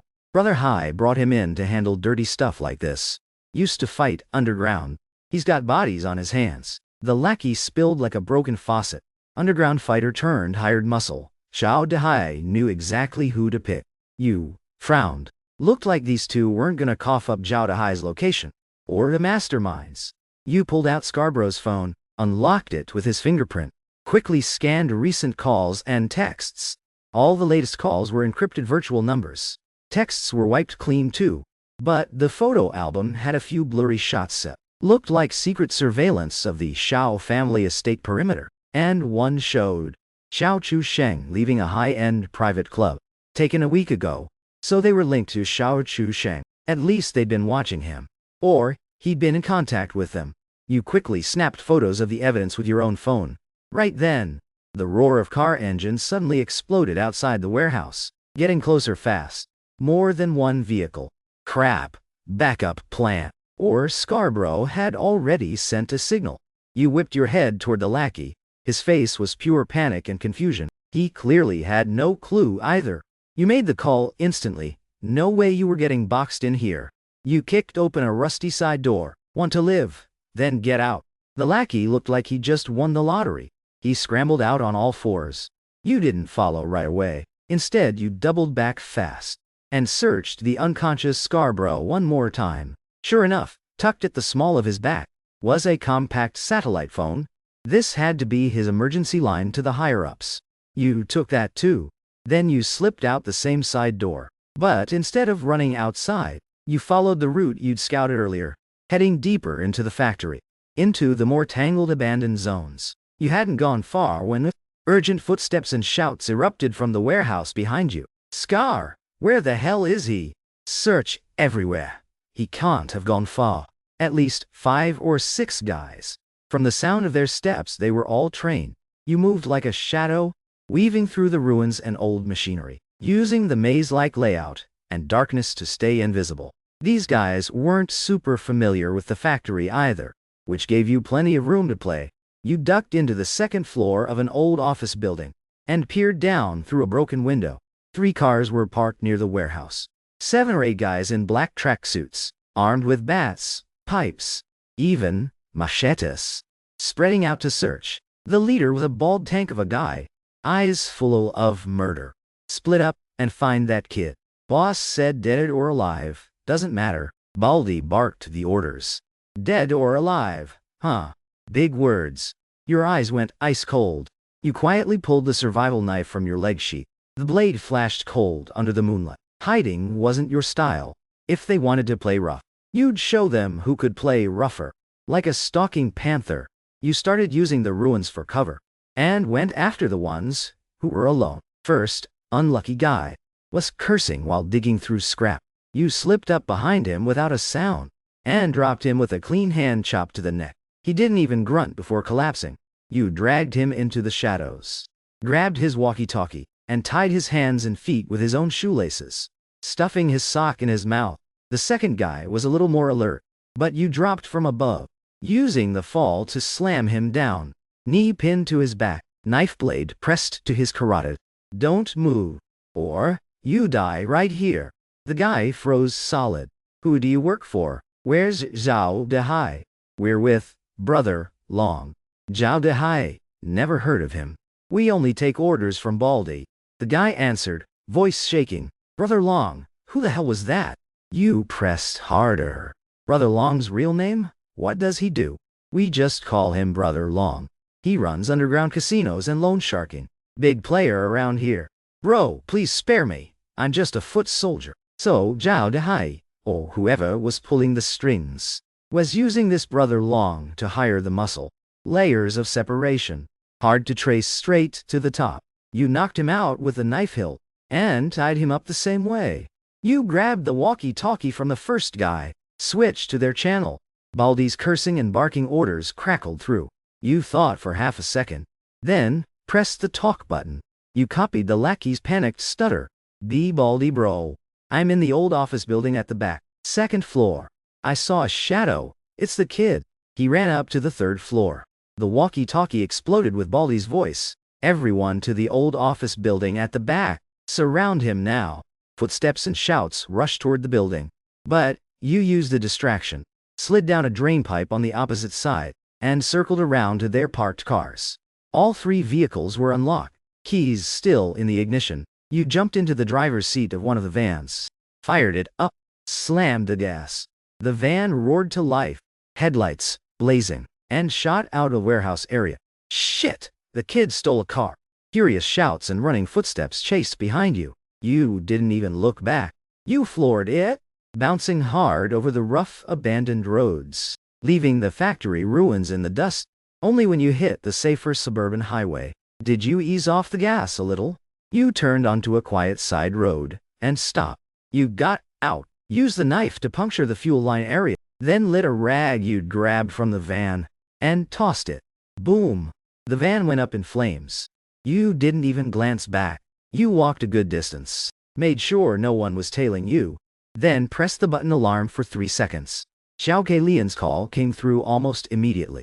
Her voice was tight with worry. Muge, you okay? The tracker shows you're moving. What happened? I'm fine, sis. I'm out. Ran into a little surprise on the way back, but I handled it. Got some interesting stuff. Your tone stayed calm. Stay safe. I'll send someone to pick you up. Keep your location shared. No need. I can get back myself. Location's still on. You hung up. You picked up the pace, heading toward lights and people. The night wind was cool, but your blood was running hot. Tonight's trip hadn't caught Zhao Dehai, but the haul was solid.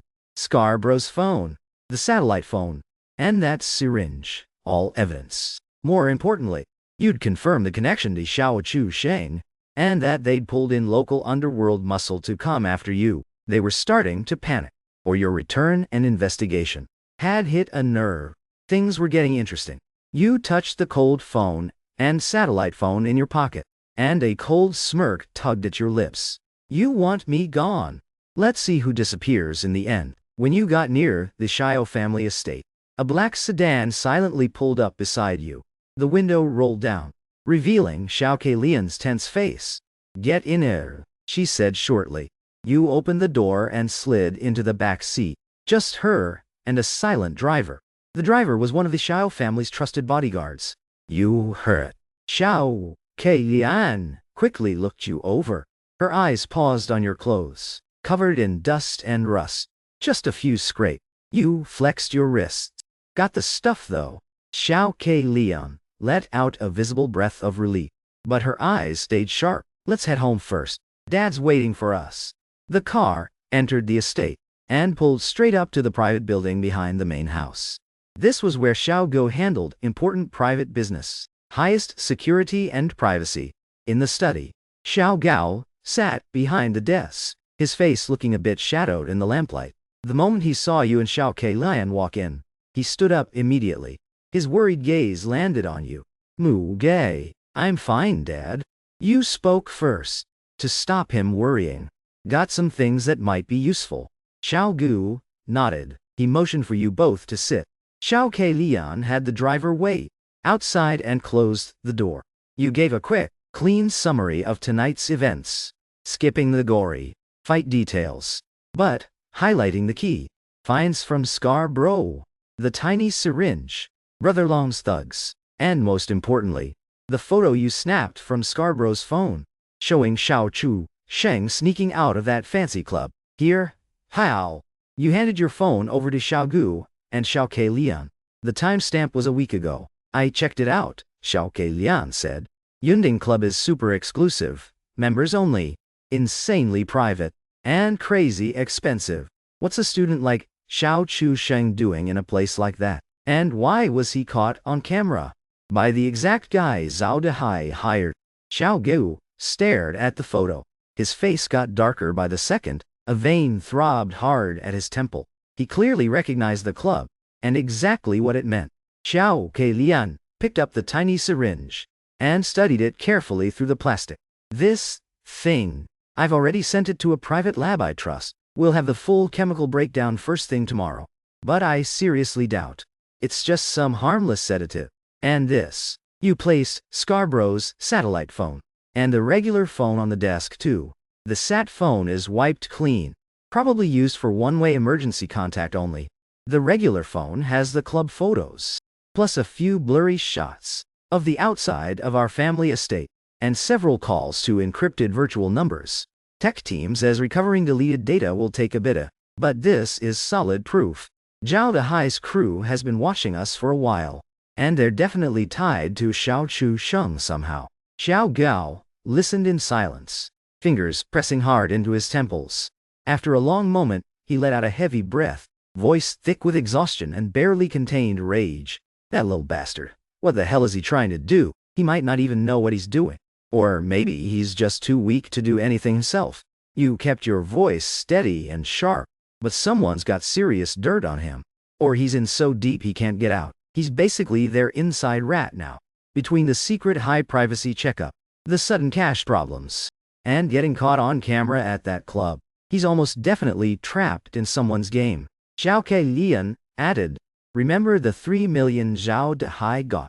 Plus the whole murder and impersonation plot aimed at Mu Jie. The mastermind has serious power, and a very clear goal.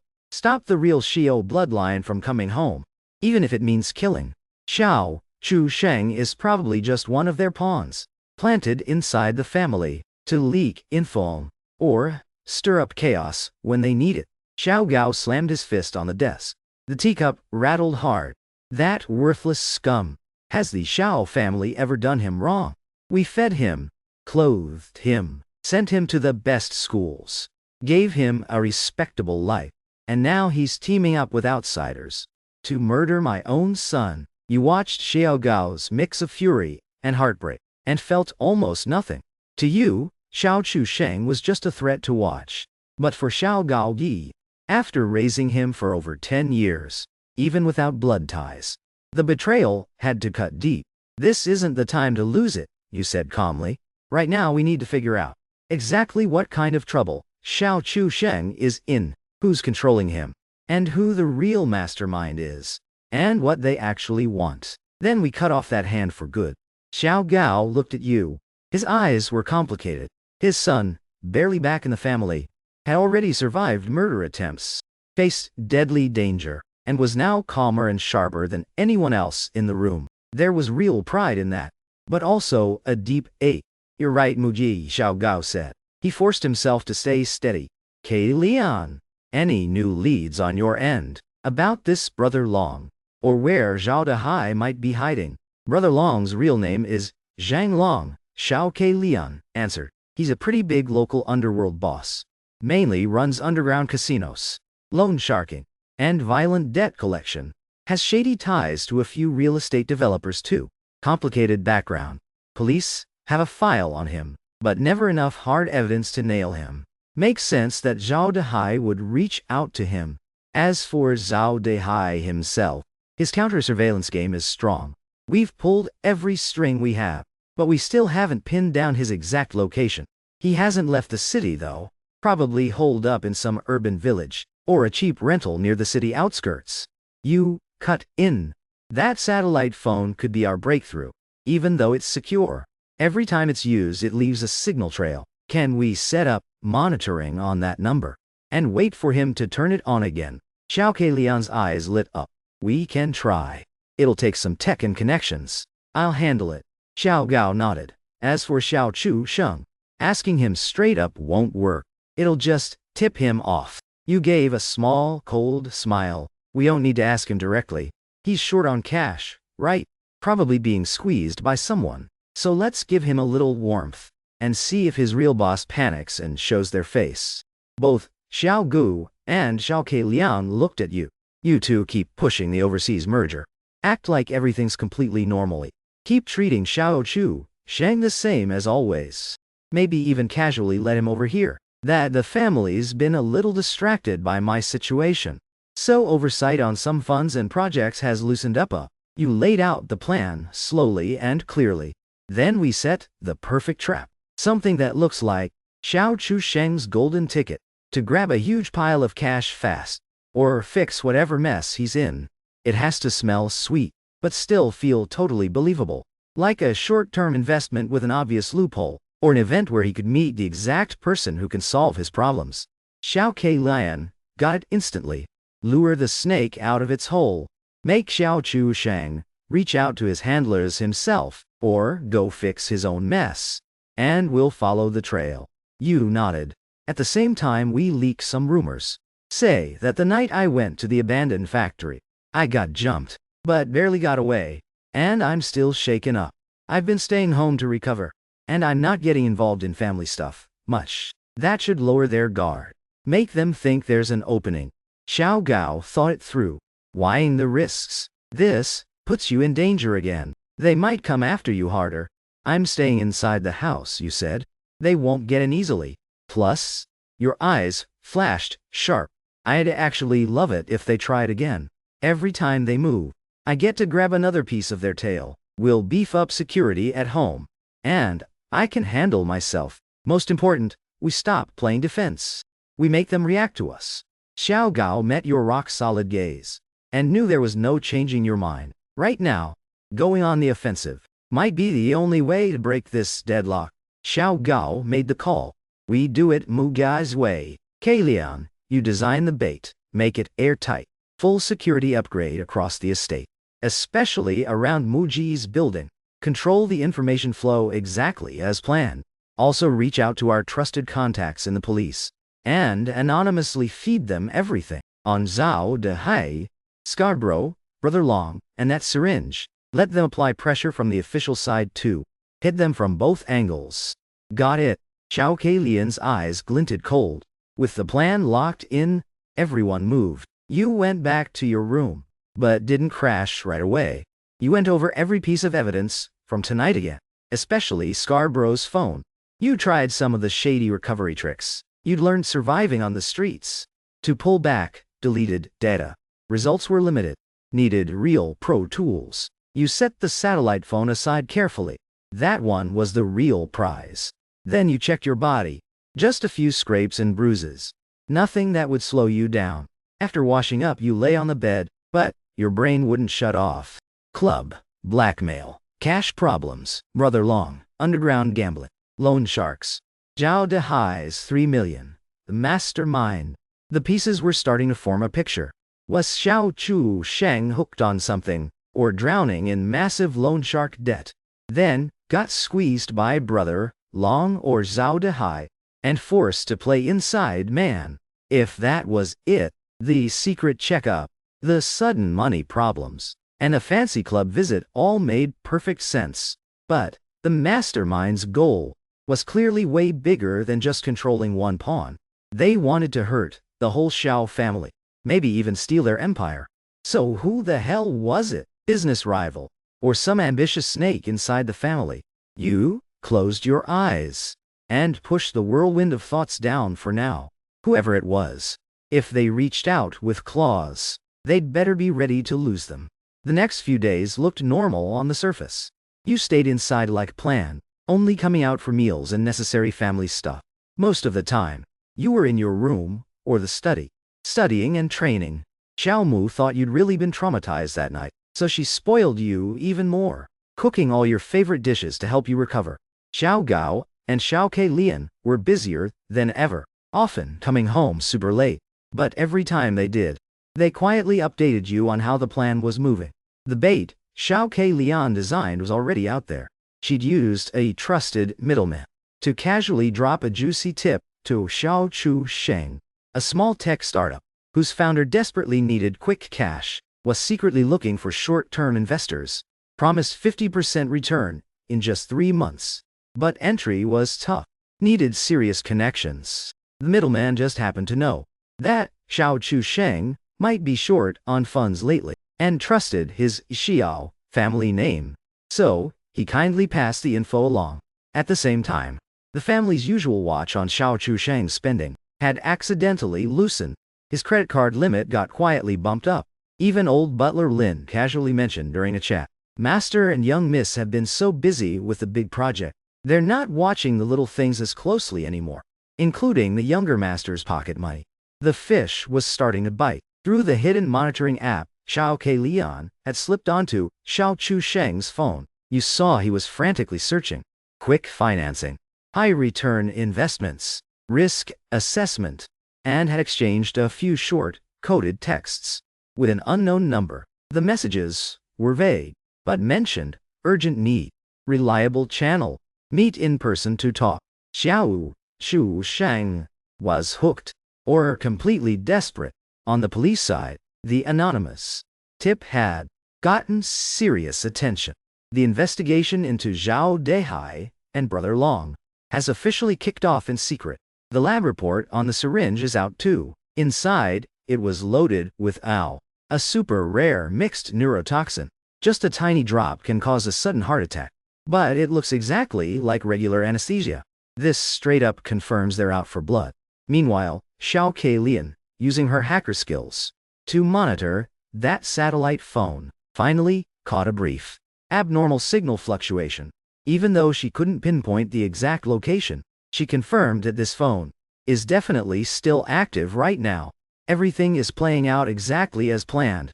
That afternoon, while Mu Jie was sweating it out at the gym, Xiao Ke Lian walked in, holding a tablet. She had a look of intense excitement on her face. The fish took the bait. She handed the tablet to Mu Jie. Xiao Chu Sheng just used an encrypted channel to set up a meeting with that unknown number for 11 p.m. tonight, in the VIP room at Rosemary Bar. That number is registered to a shell company, but after tracking it down, its activity perfectly overlaps with a guy named Zhou Kun. And this Zhou Kun is one of Brother Long's top enforcers. He specializes in handling bad debts and shady negotiations. Rosemary Bar is actually owned by Genting Club, the same place where Xiao Chu Sheng and Zhao Dehai were secretly filmed.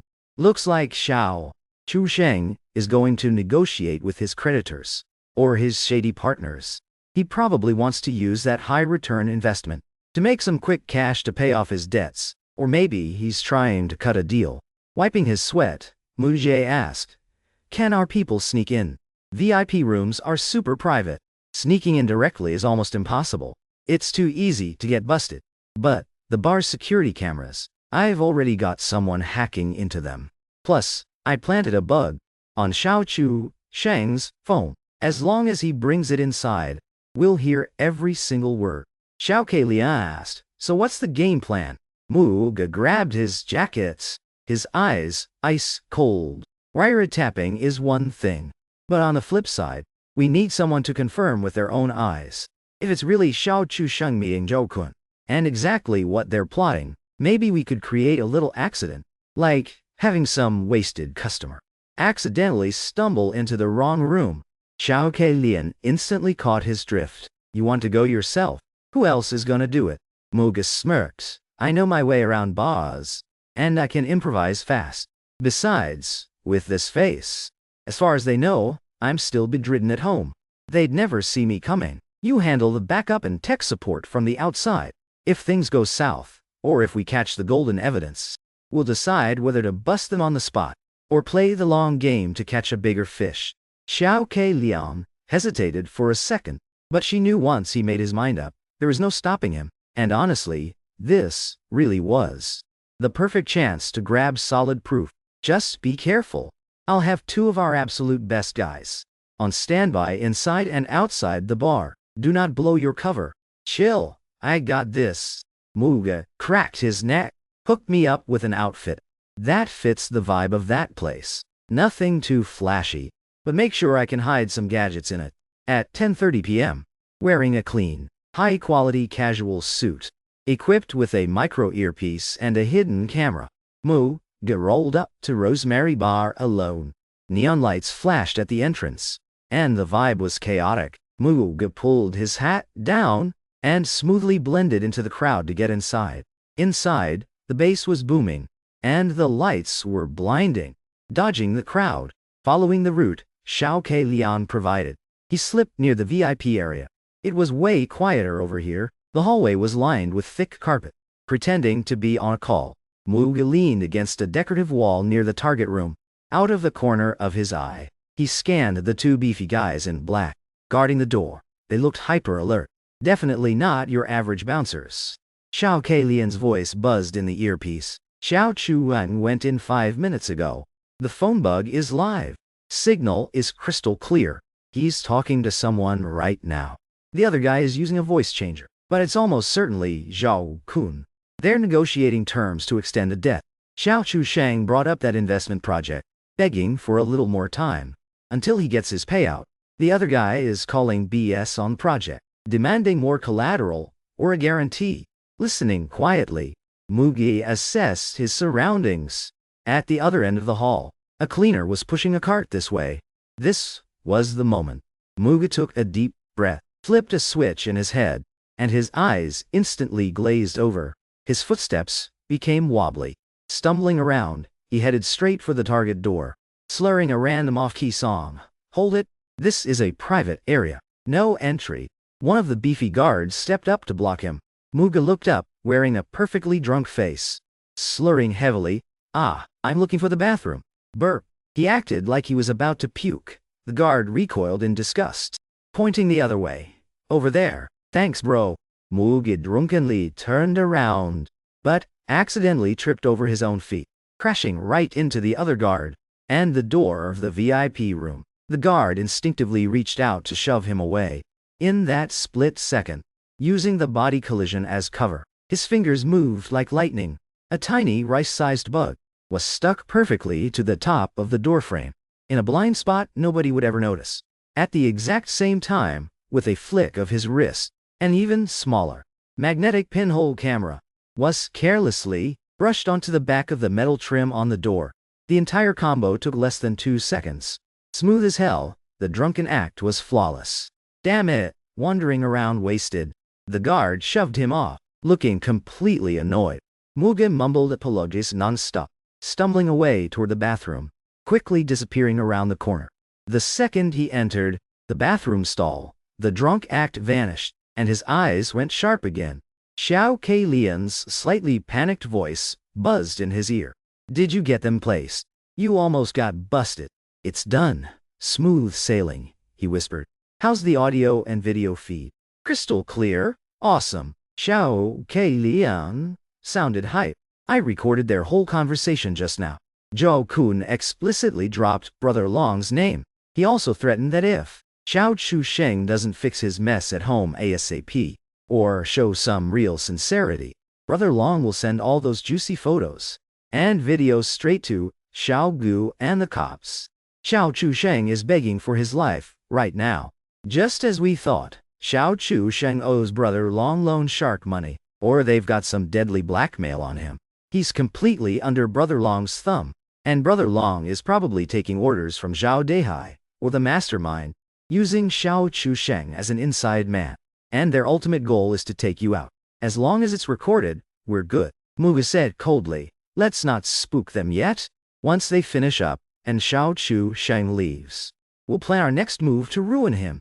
Muga waited a few more minutes, until he heard Xiao Chusheng's defeated goodbye through the earpiece, followed by the sound of the door opening. Muga stepped out of the bathroom, and from a distance, he saw Xiao Chusheng slumps out of the VIP room, looking totally cooked. He scurries away under the death glares of the two meathead guards. Mugi doesn't follow him right away. He waits until the coast is clear before slipping back in it, and retrieves the hidden microcamera. Mission accomplished. We got the receipts.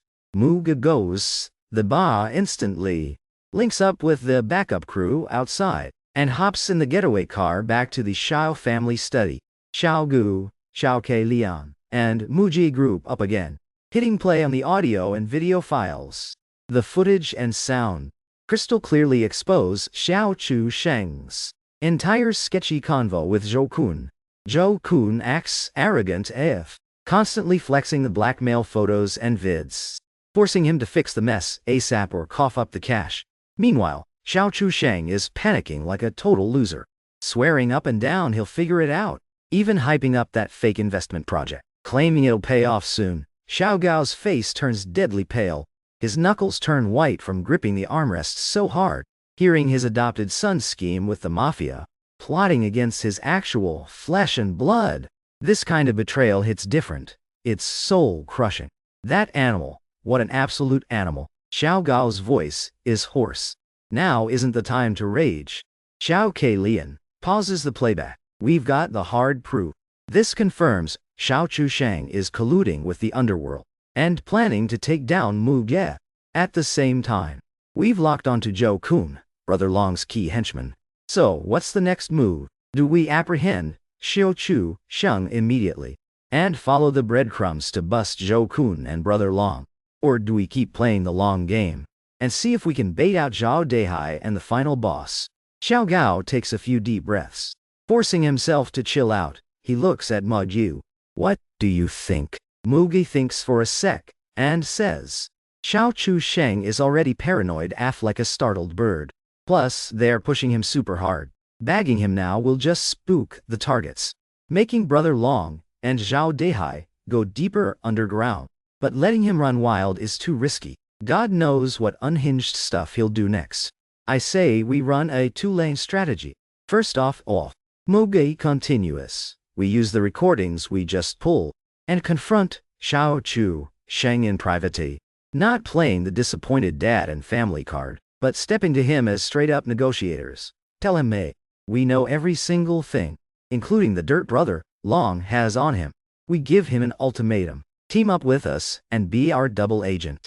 To bait out Brother Long, Zhao Deihai, and even the final boss. If he pulls it off, we wipe his slate clean with Brother Long and give him an out. If he says no or tries to play us, these receipts go straight to the cops. And, to Dad, he'll be facing hard time and permanently cancelled by the Xiao family. On the flip side, Xiao Ke Lian chimes in. We use Xiao Chu Sheng as our inside man to feed Brother Long and Zhao Deihai the exact narrative we want them to swallow. Like Muge's condition getting worse. The Xiao family breaking out into toxic drama over IT. The M&A deal hitting a major roadblock. Stuff like that. We scramble their radar, baiting them into making another move, or forcing them to slip up out of panic. Hearing this, Xiao Gu slowly nods. That's honestly the most solid and high IQ play right now. It dodges the risk of a messy head-on clash, and maxes out the leverage we currently hold. Let's do it. Xiao Ke Lian, go arrange the location and the guy to confront Xiao Chu Sheng. Keep it super stealthy and secure. Muge, you need to stay extra frosty right now. They might pull some unhinged stunt out of desperation. Understood. Muga and Xiao Ke Lian agree in unison. The master plan is locked in. Time to execute. Xiao Ke Lian sets up a super reliable fixer that Xiao Chu Sheng doesn't recognize. They corner Xiao Chu Sheng for the showdown at a safe house.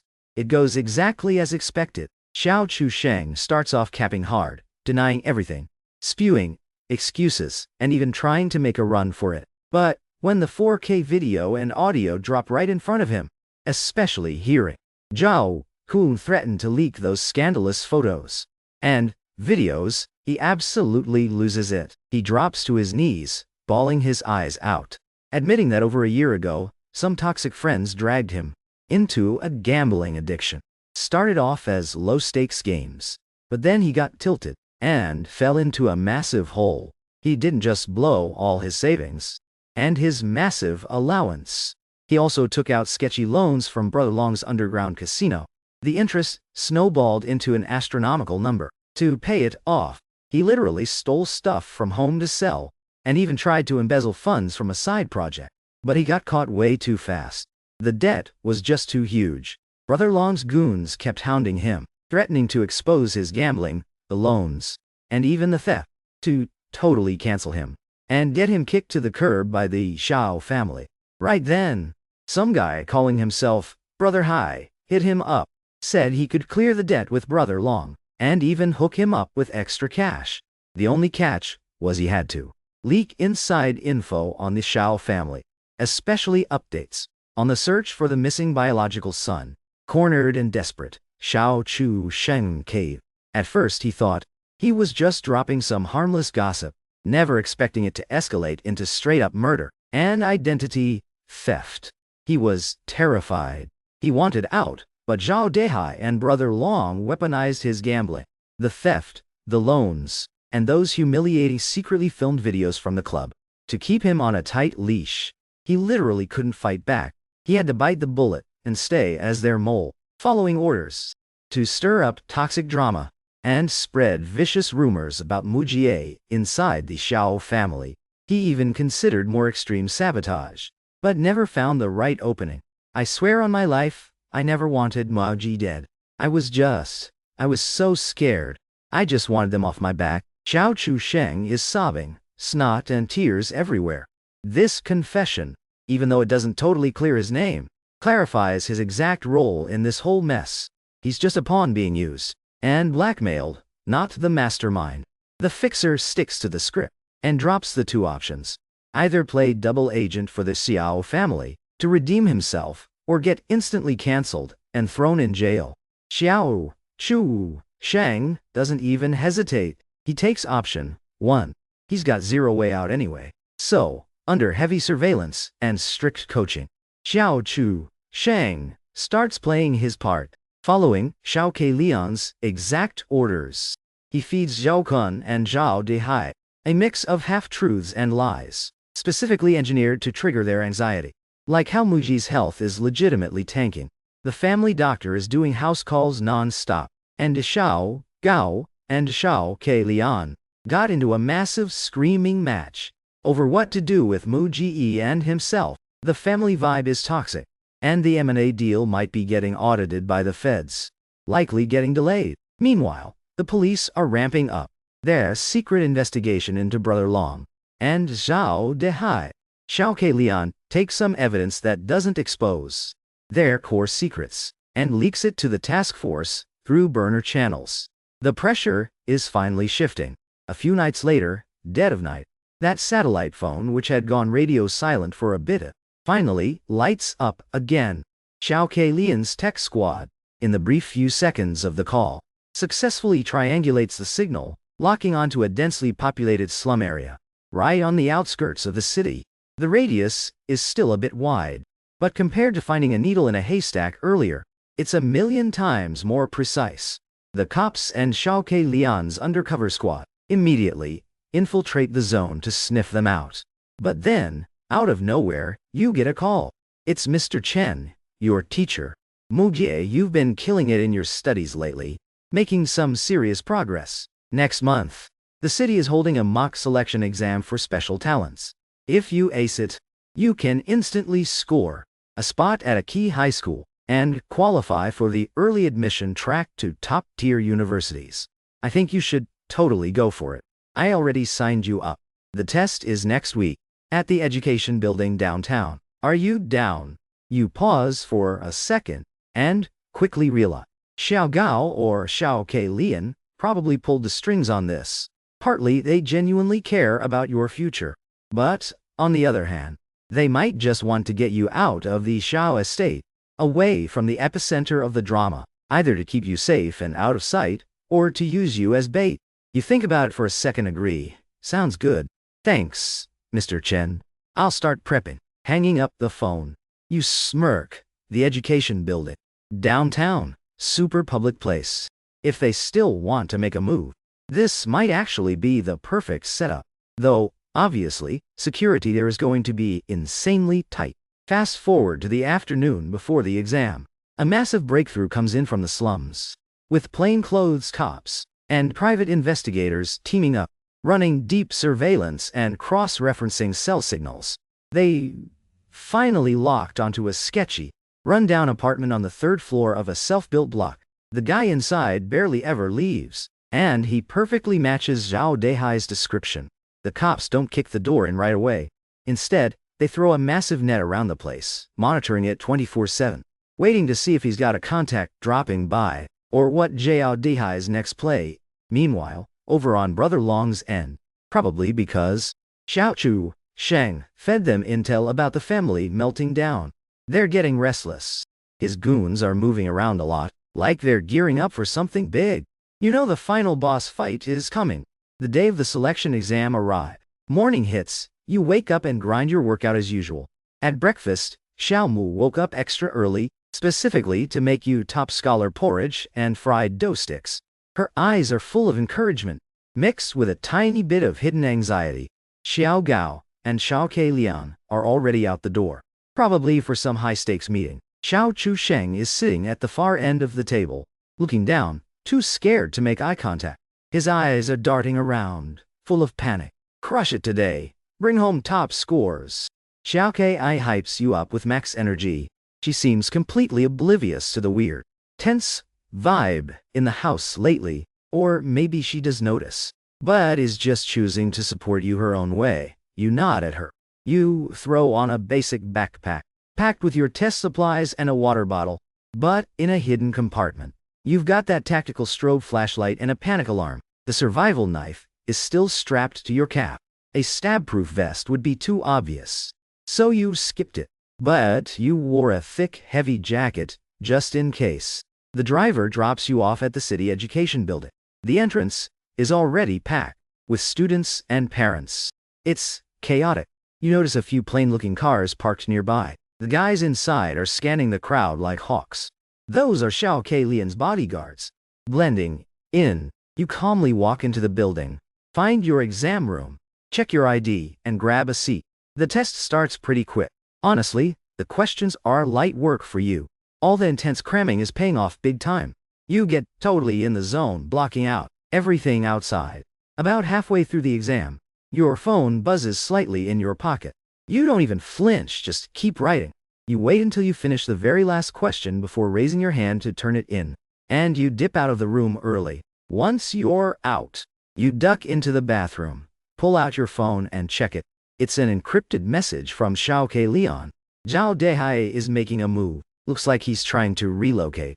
The cops are moving in to bag him today. On Brother Long's side, Zhou Kun took a crew and is heading towards your exam location right now. Intentions, unknown. Extremely dangerous. Do not leave the building. Our guys are tightening the security perimeter. Dad sent backup too. Stay sharp. Here we go. And both sides are moving at the same time. Zhao Dehai is trying to run, and Brother Long sends Zhou Kun near the exam site. Are they trying to hit you in the chaos? Or is this some other play? You instantly reply, copy that. I'm safe inside the building for now. Stick to the plan on your end. Don't worry about me. I can handle this, see? You walk out of the bathroom, but you don't leave the building. Instead, you head up to the second floor, to a wide-open lounge area near the stairs where you have a clear view of the lobby. You grab a seat, acting like you're just chilling. But your radar is on 100%, watching everything. People are swarming the building. Students, parents, staff. It looks normal on the surface, but you spot a few guys in casual clothes who move like trained professionals. They are subtly locking down the exits and key hallways. Has to be the cops or the Xiao family guards. Every second ticks by, and your nerves start to wind up.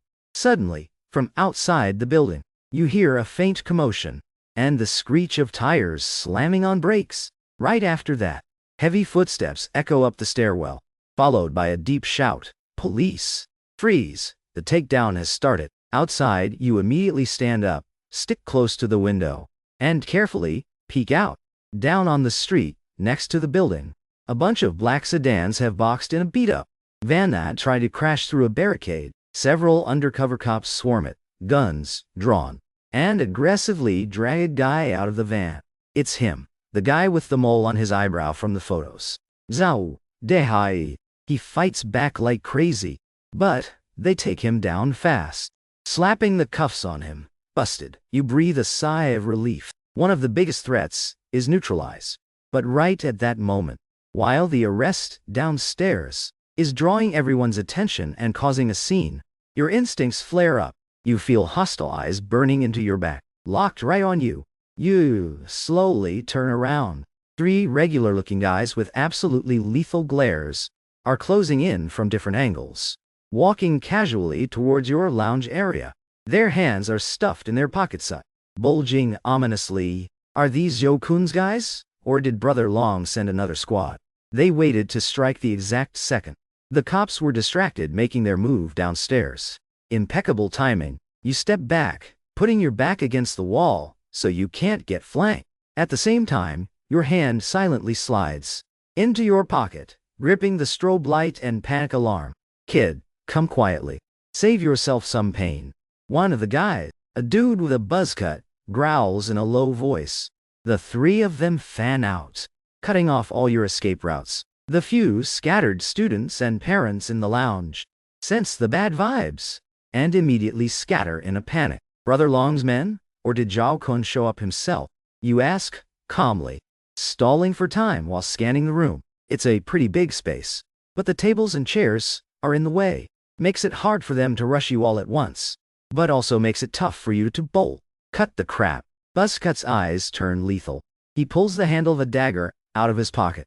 Another guy whips out a tactical baton. Looks like talking it out is off the table. No more hesitation. Just a split second before they strike. You slam the panic alarm, whipping out the tactical strobe light at the same time, aiming it dead center at the eyes of the two guys in front of you. You hit the switch. A blinding, intense white light bursts out, like a flashbang going off right in their faces. My eyes, Fick, Buzzcut, and the guy with the baton get caught completely off guard by the high beams. They scream, instinctively covering their eyes. Their stances totally fall apart. You seize this split-second window. Instead of backing up, you lunge forward, charging the right side, straight at the third guy who hasn't even drawn his weapon yet. He's quick, though. He throws a punch straight at your face as you rush in. You dodge it with a head tilt, casually parry his arm with your left hand, and knife hand strike right into his armpit nerve plexus. He grunts, half his body going completely numb. Showing zero mercy, you knee him hard in the gut. As he doubles over in pain, you drop an elbow on the back of his neck. Bam! Guy number 3 folds like a lawn chair. By now, Buzzcut's vision is somewhat clearing up. He roars and lunges at you with his knife. Baton guy shakes his head to snap out of it, and swings his baton at you. You duck under the knife swipe, while sweeping your leg, making baton guy stumble hard and lose his balance. Buzzcut whiffs his stab. You grab his wrist, and twist it backward. He yelps in pain, dropping the dagger. You yank him forward, using him as a meat shield, against the baton swinging back at you. Smack it. The baton cracks Buzzcut right on the shoulder. He screams in agony. Baton guy freezes. You capitalize, kicking the side of his knee. His leg gives out. You snatch the baton from him, and backhand him across the head. He gets knocked out cold without making a sound. Buzzcut clutches his shoulder, still trying to fight, but you chop him right in the neck. His eyes roll back and he hits the floor. The whole thing took less than a minute. Clean AF. The lounge is totally wrecked. Footsteps of security and cops running over echo from down the hall. You toss the baton, dusting off your hands, breathing a bit heavy. But your eyes are ice cold. Xiao K. Leon, a few bodyguards, and 2 uniformed cops rush over, seeing the 3 bodies on the floor, and you standing there completely fine. Xiao K. Leon visibly exhales, though her gaze turns even deadlier. Mu Gen, are you hurt? She quickly checks you for injuries. I'm good, just some low-level goons. You shake your head. One of the cops steps up, looks at the guys on the floor, then at you, looking shocked. Not bad, kid. We're taking these scumbags in. Assault charges. He signals his partner to cuff the 3 guys. Did you guys bag Zhao Dehai downstairs? You ask. Got him. Smooth operation. The cop nods.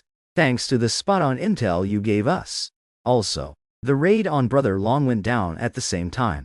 He and his top dogs were all under surveillance. Zero chance they ran. Right then, Xiao Kalian's phone rings. She answers, a look of pure relief washing over her face. Got it. She hangs up. She turns to you. Brother Long got busted by the cops at his own casino. Zhou Kun was arrested on his way to Rosemary Bar. Their core crew is basically all behind bars now. The police raided their stash house and found a mountain of evidence, including loan shark ledgers, weapons for debt collection, plus records of money transfers with Zhao Dehai, and the original photos and vids of Xiao Chu Sheng. What about the final boss? Did Zhao Dehai spill? That's what you care about most. Xiao Ke Lian glances at the cops nearby and whispers, "Not the place. Let's talk at home." You nod. After giving a quick statement to the police, you and Xiao Ke Lian head back to the Xiao estate. On the ride back, Xiao Ke Lian tells you no, that Zhao Dehai played tough at first, but under intense interrogation and facing the hard evidence, especially after hearing Brother Long got caught, his mental defenses crumble. He confessed that the mastermind contacted him through a super encrypted overseas app. He only met the guy once, in some shady, dimly lit tea house. The guy wore a mask and a hat, used a voice changer, so his face was totally hidden. All he knows is that it's a middle-aged guy with a super intimidating aura. The guy promised him a massive payout and a ticket out of the country. As for the guy's real identity and motive, Zhao Dehai is clueless. But he dropped one detail. Whenever the guy mentioned the Xiao family, his tone was dripping with deep-seated hatred, and he knew way too much about the Xiao family's inner circle and recent moves. Like they had a mole. A mole? Besides Xiao Chu Sheng, there might be someone else. You frown. Not necessarily. The intel Xiao Chu Sheng leaked might have been enough. Or the guy used business channels to track us. Xiao Ke Lian analyzes. Zhao Dehai also confessed. The 3 million was wired in 2 installments. First was the startup cash. Second was after confirming CEO Wei Jing successfully infiltrated the Xiao family. This guy is insanely paranoid. Meaning, the final boss is still hiding in the shadows. You summarize, but at least Zhao Dehai and Brother Long, the attack dogs, are neutralized, and Xiao Chu Sheng is under control. Their whole plot is ruined. They won't dare make another move anytime soon. Xiao Ke Lian looks at you. Muget, your biggest immediate threat is gone. Back at the Jiao estate, Xiao Gao is already waiting in the study. He looks exhausted, but his eyes are way brighter now. Obviously, he already heard the good news about the police raid. Mugi, incredible work. Xiao Gao looks at you, his gaze full of complex emotions. I heard what happened today. You stayed ice cold, bold, and decisive. Spoken like a true kid of the Xiao family. You nod, not saying much. Bagging Zhao Dehai and Brother Long cuts off their main tentacles. Digging out the real mastermind is going to take time. Xiao Gao says in a heavy tone. The cops will keep tracking the money trail and burner records. We need to stay sharp on our end too. Clean house, internally. He pauses, then looks at Xiao Ke Lian. Chu Sheng, what do we do with Xiao Chu Sheng? Xiao Ke Lian glances at you. He cooperated and fed us intel. Consider it redeeming himself. But his past actions are absolutely unforgivable.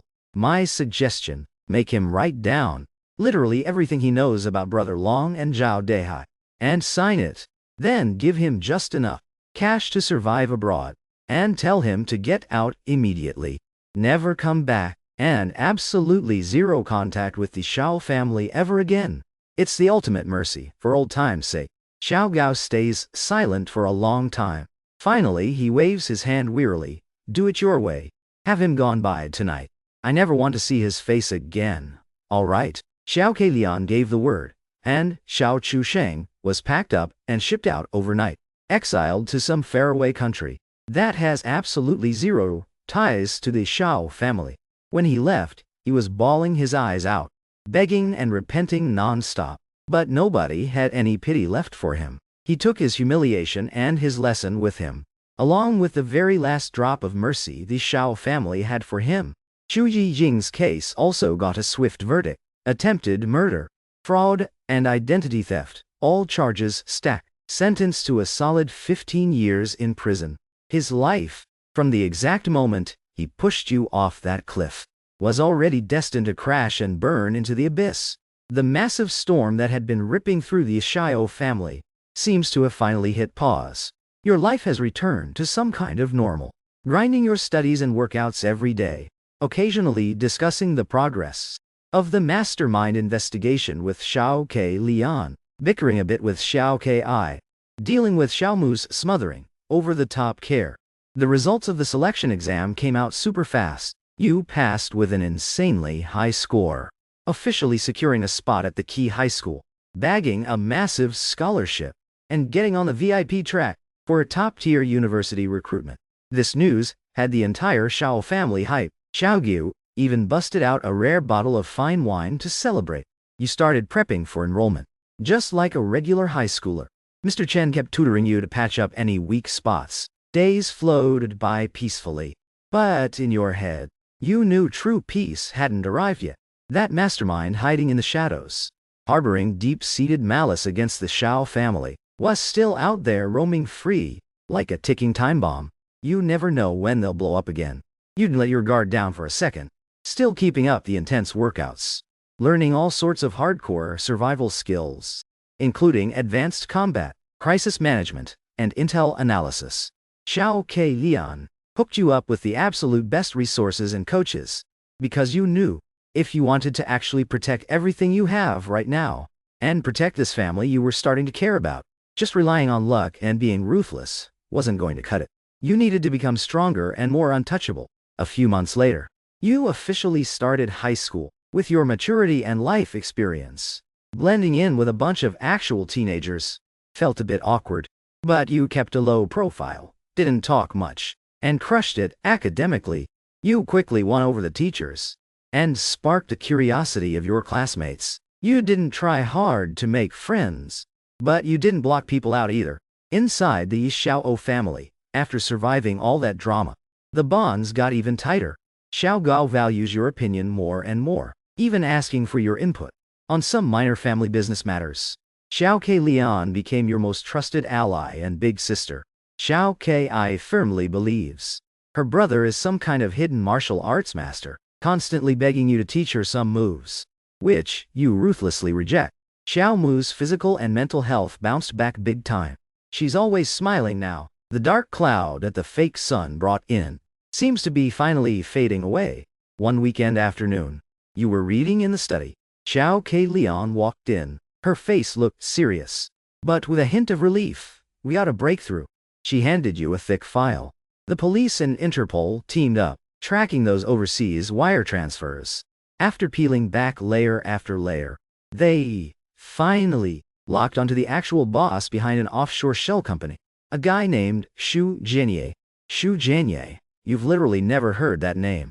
Xu Jianye, 53.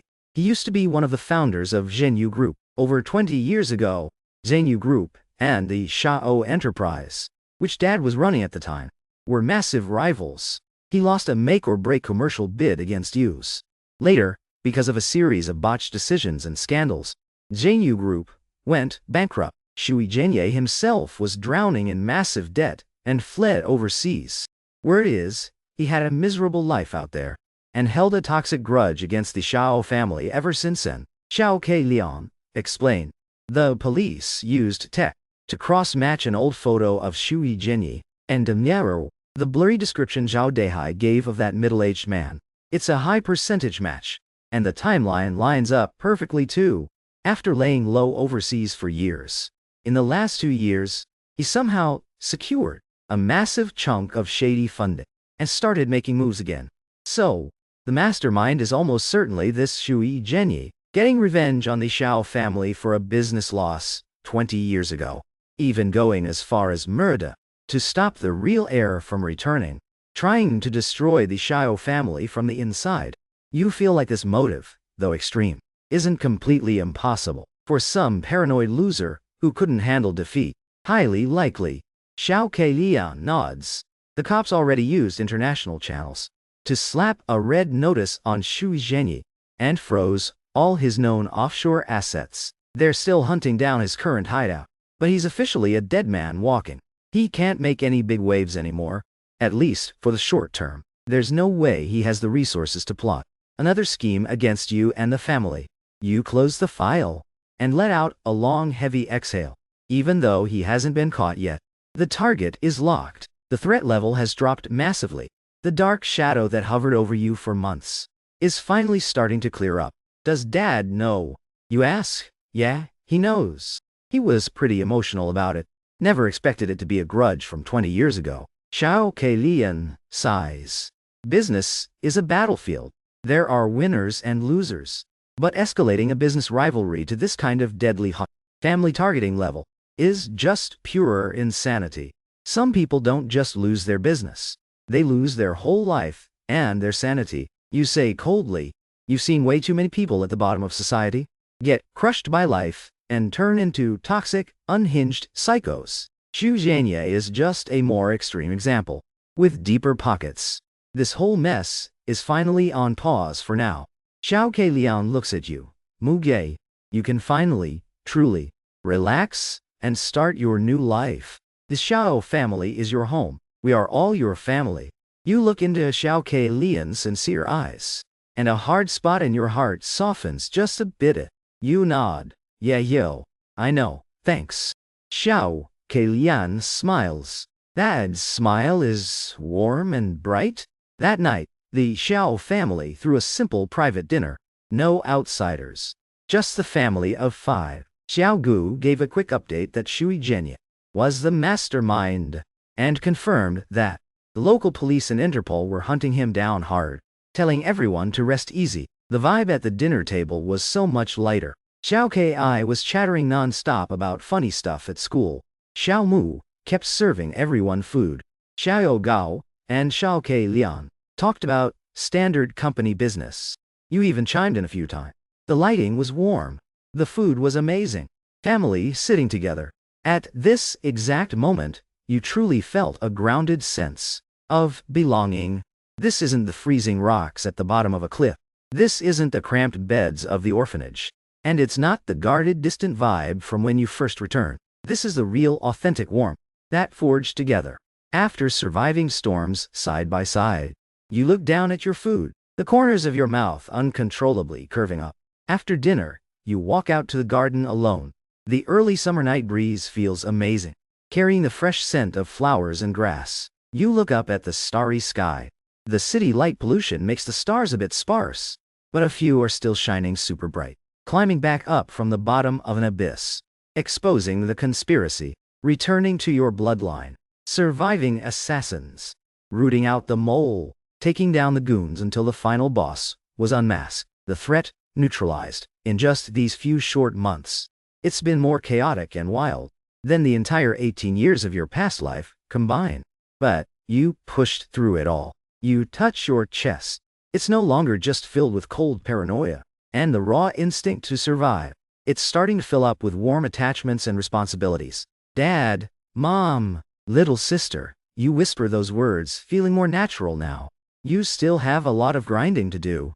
Finish school. Truly integrate and protect this family. Maybe even take over the family empire in the future.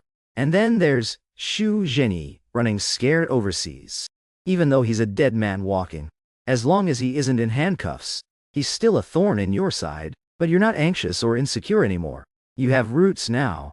You have armor. And you have people you want to protect. You turn around, looking at the brightly lit mansion. Your family is in there. You take a step forward, walking firmly toward the light.